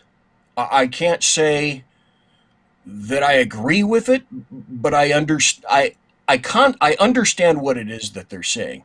I can't say that there's agreement, but I understand it. Now, you're saying well, let me ask you then, Ken. Are you saying that this is essentially the last argument that SCOTUS will hear with regard to states' objections to the election? No, I believe that Texas will recirculate because they received a writ of certiorari, which requires 5 of the justices to prove a writ of certiorari in the Supreme Court. And that means that this is why that's important. What Alito and Thomas wrote was basically a summative of that argument that they had, meaning that these pussies on the Supreme Court don't want to make no decisions right now because they don't want to be responsible for the riots. So what we're going to do is kick the ball back down into the lower courts, and you can file through the lower courts and then come back to us.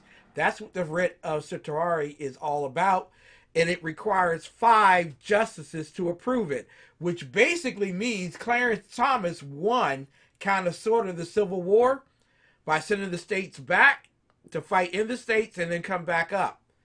What it also means is that there are at least 5 strict constructionist judges, Kavanaugh, Thomas, Alito, Gorsuch, Amy Coney Barrett, that would like to hear a case so that they would be responsible for saying, yay, this was a fraudulent election, you got to throw it out. But they're not going to take the responsibility of saying, we're going to remedy it. We're not going to tell you to revote. We're going to tell you to go back to the Constitution and do what the Constitution says regarding fraudulent elections, i.e., the 1876 election, which brought us Rutherford B. Hayes. That was a fraudulent election, and what Georgia did tonight, what Nevada did tonight, what Arizona and Pennsylvania did tonight, and sending electors chosen by the state legislature tells you everything that's going to happen in the next couple of weeks. The state legislatures will go to Plan B and say, you know what? Joe Biden doesn't have enough electoral votes to win this election. Because who picks the electors in the end? It's the Vice President, Mike Pence, as President of the Senate, who sends them over to the House to decide the election. Well, if he chooses all of the states that have chosen Trump, neither one of them will have enough electoral votes to be president. Bam! The House has to do it. The SCOTUS has wiped its hands of it. The Senate has wiped its hands of it. It's up to the House of Representatives. And by the U.S. Constitution, each state has 1 vote We have more Republican states than we have Democrats. Ta-da! Bam! Donald Trump, 2020, he's going to win it. We won't have to worry about 2024. I'm understanding you correctly. The press is saying that a minimum of 270 electors, actually, what did they say, 360? Yeah. Went to Biden today. However, we know that November 14th is not the date written in the sand, so to speak.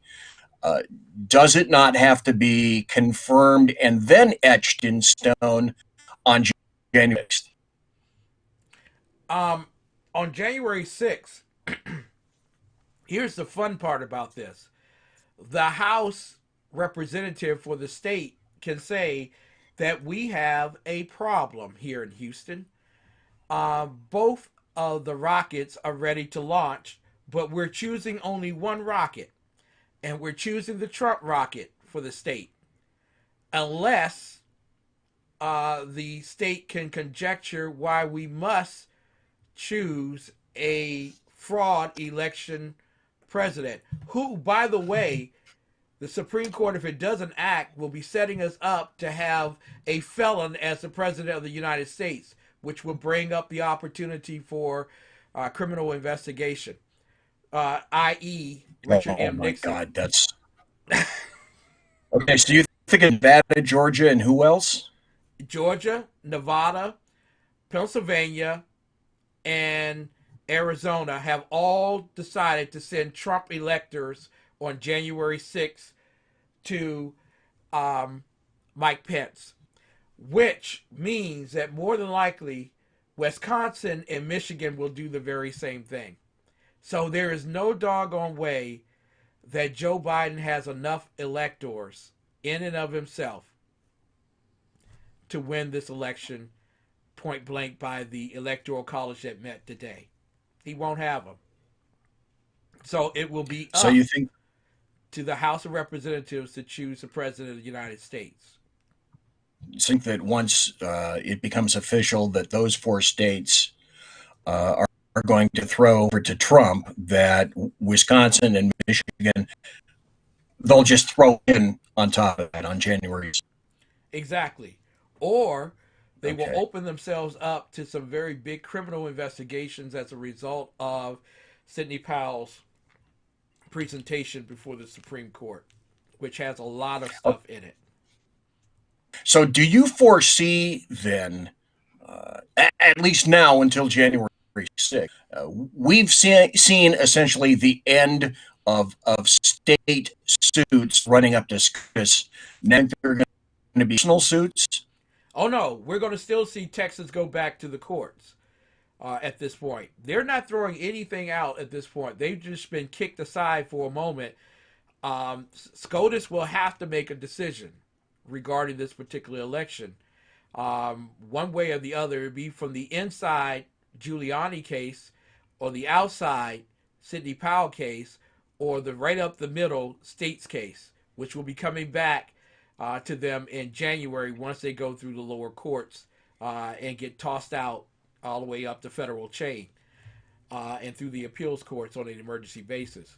So once they've done that, okay, they'll go right back and they will argue that the states have been disenfranchised, despite what Chris Wallace says on Fake News Fox. It's kind of like mixing milk with milk powder, chocolate milk powder. As much as you try to separate the milk from the milk powder once it's already been done, you can't do it. There's no clean way of doing it. So the only way that you can do it is the constitutional way. You got to follow the Constitution. And in this particular case, Supreme Court wants to wipe its hands and say send it back to the states. The states want to wipe their hands and say send it to the House of Representatives. The House of Representatives is stuck making the decision. And that's exactly where everybody in D.C. wants it, so that the riots will be the cause of the Republican states who have absconded with a legal electoral college victory by Joe Biden. Okay, that reminds me, of course, of BZ's turd axiom is you tell me how to pick up a turd by the clean end. I'm gonna tell you, and I know what Facebook has done to BZ because they've done it to TECN TV. But what you wrote the other day, and I'm going to encourage everyone to go to BZ's page on Facebook. What you wrote the other day in terms of outlining what's happening and how Donald Trump is going to win is absolutely beautiful. Absolutely beautiful, brother. Well, thank you. You know, the weirdest thing is I've suspended 3 times for 30 days by Facebook, Twitter for 12 hours once. Twitter just does not mess with me. I think it's because I just don't have the readership, and I don't matter. I have no mind, and they don't matter. The thing that's really I'm a little surprised is I can no longer get my show on YouTube. I tried as I can. Now they're indicating that it's a technical glitch, that I've run out of quota. But the funny thing is I'm determining when I talk to a lot of people, former YouTubers, who are saying they won't let us on anymore. That's the excuse now that's being used. So let's see, you got a couple of minutes left. You wanted to talk about Barr. Is Barr's this is a visual, folks. These are air quotes. Barr resigning today. Do you think that it will have any? Okay, let me back up a little bit. For all of you listening to Ken right now, for the NPR, I have to ask you. We're on Ken TV. Hi. This is Ken TV. I'll be your announcer for Ken TV. Do you think did we get anything, really, except mouth music? Did we get anything out of William Barr? My opinion is yay and nay. Okay. Yay, we did. We got a lot of umbrage.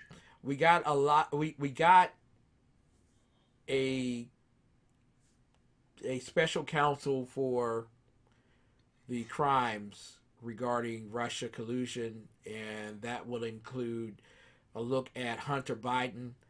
Why I stated that SCOTUS would be responsible on the back end for allowing a felon to be elected president, because if Hunter goes down, Joe's going to have to go down too.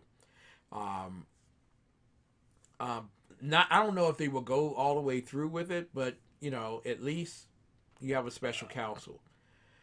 Okay, so you're saying that Barr having inserted Durham into that play may be a plus, one in the plus column? Just one in the plus column. The problem with it is that where is it going to go from there? Will it work? Who knows? But here's the problem. The first thing, if we knew, this is how we know that Bill Barr would have been effectual as an AG. The first thing he should have done as AG is fire Christopher Wray. Straight off the my God, yes. Okay. Yep.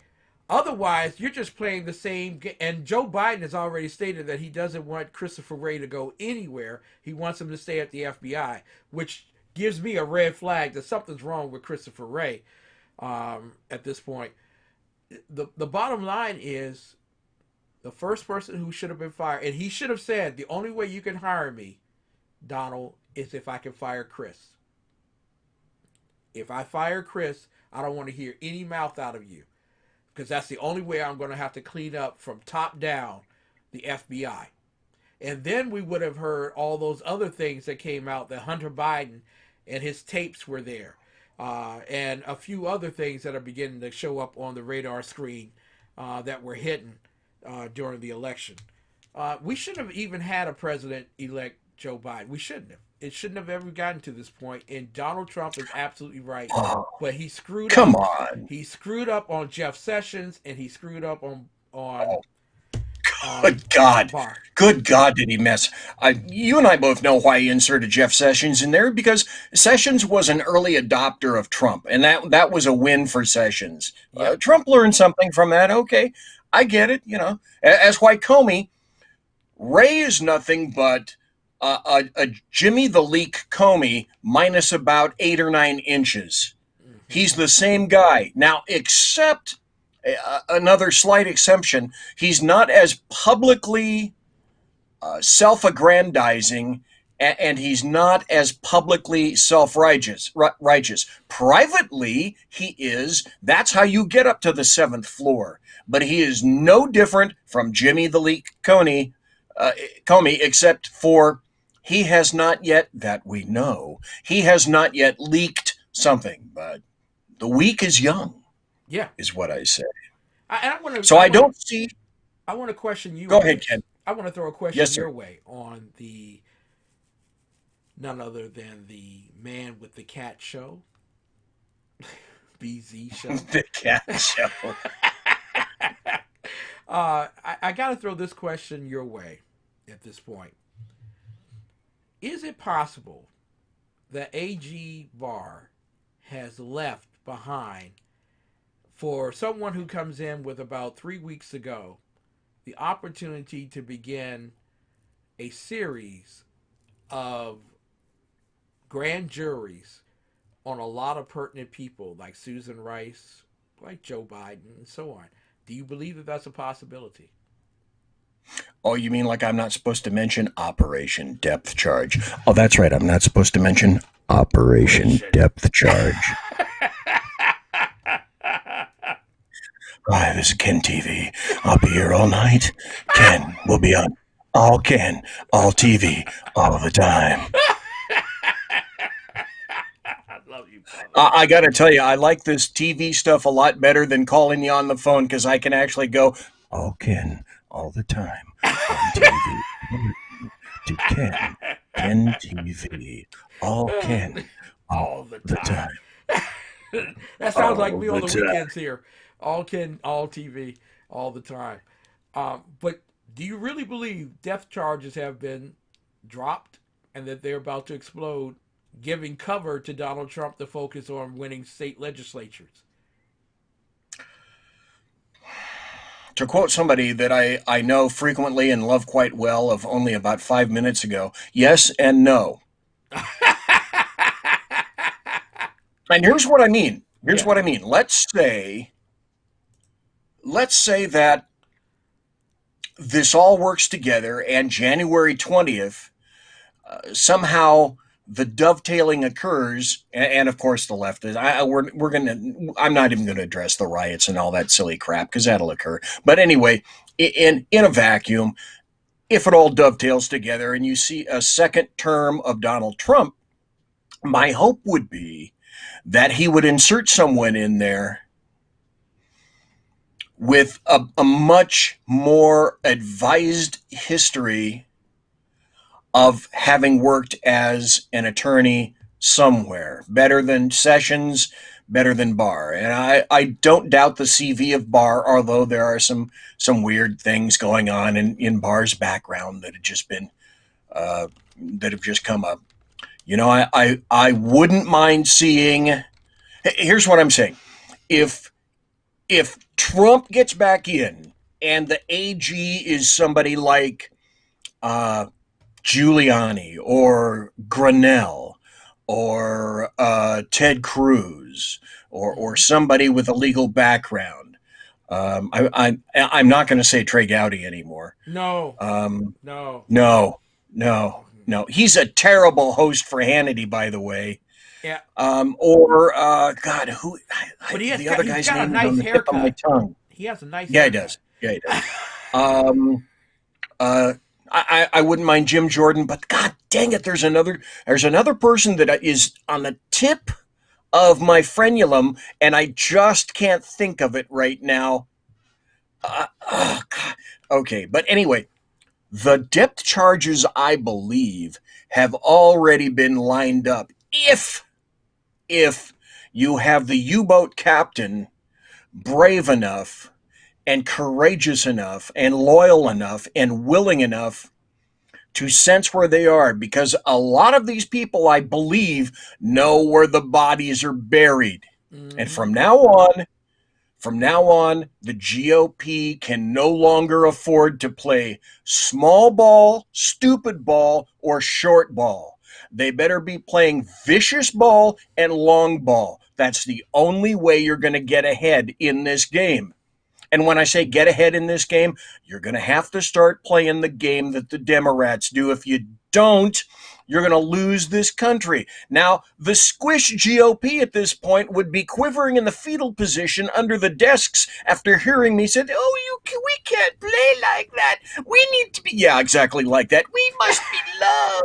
We have to be loved all the time, 24/7. We must be loved, or all our money's going to dry up." Oh. And that's how we got into the same damn position we are right now. I'll end it with this, because I see, but I just looked at the clock and I'm running long. So I thank you for letting me do that. Yeah, these are important bipartisanship and compromise need to be done. They need to be over. So let me pose, I don't know, maybe 2 questions to you, Ken. Yep. You tell me, because everybody wants to get into the big tent. Biden and Kamala Harris are saying they want everyone back in the big tent. You tell me what the compromise position is. A baby gets born and then it gets killed. Now, what's the compromise on that? I don't know. Okay, we pull out the striker skull saw, and then we saw the baby in half, and one half of the baby gets to live, and the other half of the baby doesn't get to live, and then everybody's happy with that. And so you tell me what the bipartisan portion or the compromise portion of, I don't know, let's defund all the police.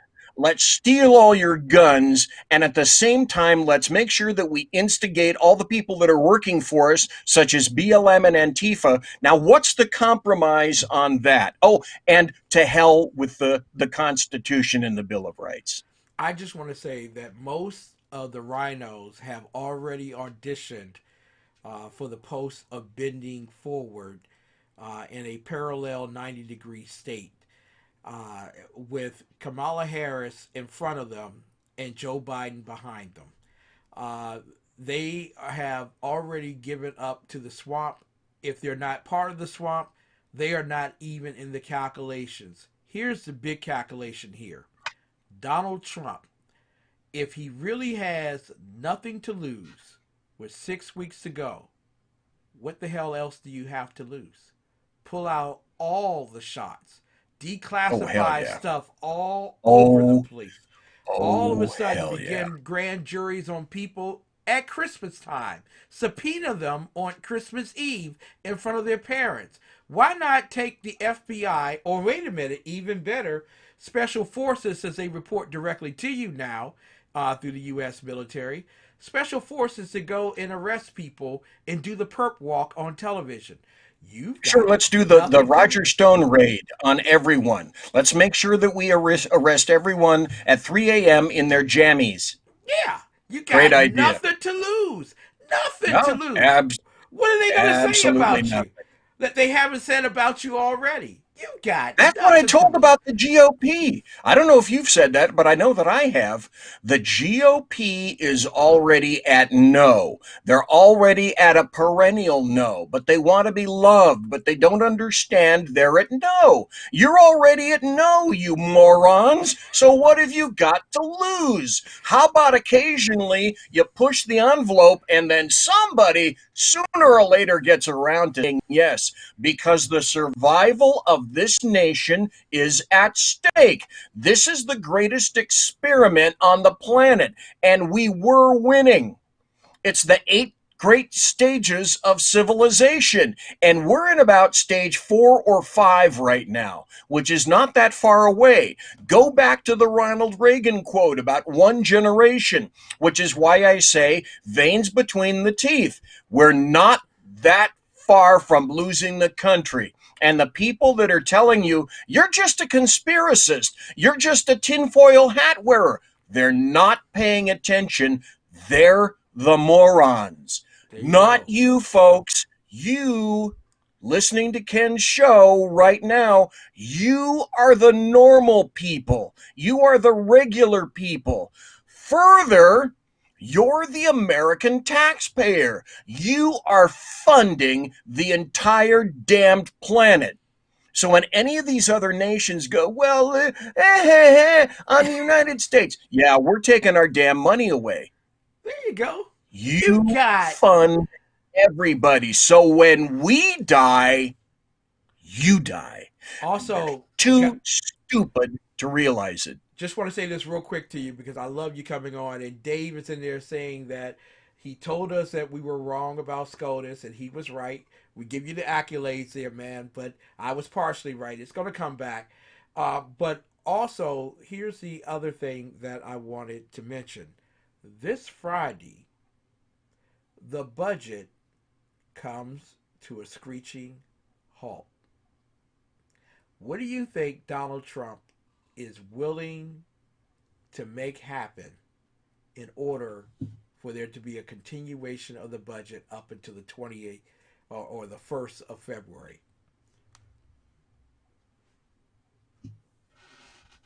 Two words. Punch bowl. Poop. You do the math. All Ken, all the time on Ken TV.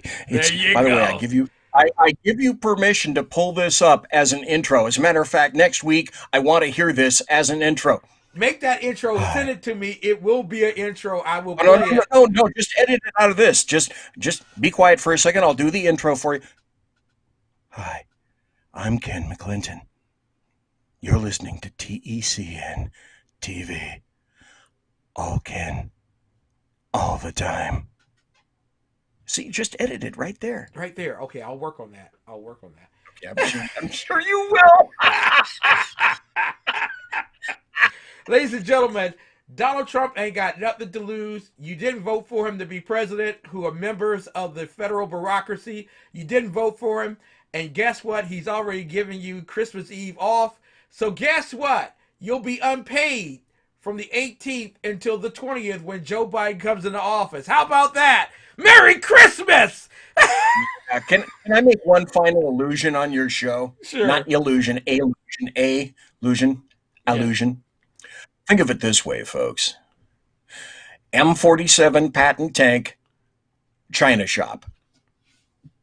Hey, I'll be here all week. Tip your wait. Love you, That's BZ. what I want to see. He'll be on twice more, 3 times this week even, on SHR Media. Facebook will have the opportunity to shut him down. So yeah, that's true. YouTube killed my ass. Why should Facebook be any different? That message is being sent from Twitter right over to Facebook now. We shut him down. Hey, here's the clue.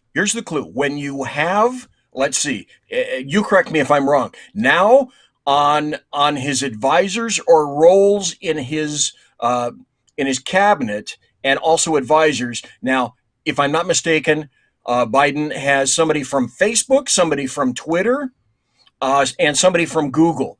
That, again, tells you all you need to know about Joe Biden and where this is going. There you go. You think you don't have free speech now? Just wait. Ladies and gentlemen, you can give it up. Give it up to Xi Jinping for winning the election against Donald Trump. We love you. Oh, he's the man of the year. He's the man of the decade. There you go. He won Bush, and now he's won Biden. He's into the BBs. God bless you, sir. Bye-bye. Bye-bye. Bye-bye. Ladies and gentlemen, I love that man. So glad to have him on. Listen, I hope that you've enjoyed this conversation. We have equally august conversations with many of our contributors. Thursday night, Dave Milner will be with us. Janice Hall on Wednesday night. We got a lot of great guests tomorrow. I'll be picking up the conversation about Guyana. with Robert Seedy and Onik Prasad. And there is so much that we will be talking about. I'll have other guests and things on along the way, but I just want to tell you, ladies and gentlemen, tonight, for all of you, I want to thank you so much for taking the time out of your busy schedules to watch us either live or on record at BitChute First, or on YouTube, the perennial channel where we have TECN TV and as well the Exceptional Conservative Show. I encourage you to do just this. If you don't remember anything I said tonight, remember this. God bless America. It is now time for America to bless God. Dave Milner, love you, man. BZ, love you, brother. Mindy Walker, love you, girl. You are the lioness that we were looking to roar out of Southeast DC. We'll be talking with you often and soon. And as well, all of you. Mary Brockman with the bear early. Muchas gracias. Thank you so much, Mary Brockman. In addition to that, Mrs. Biggs, thank you so much for keeping the dream alive. Everyone else, have a very, very good night. Come back tomorrow morning, 10 a.m. Greg Young will be speaking to you out of Texas Central about not only election fraud, but as well, where do we go forward with the Kraken. God bless each and every one of you. We will see you tomorrow night. This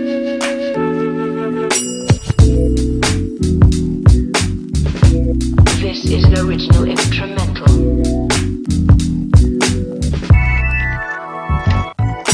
Soulful music.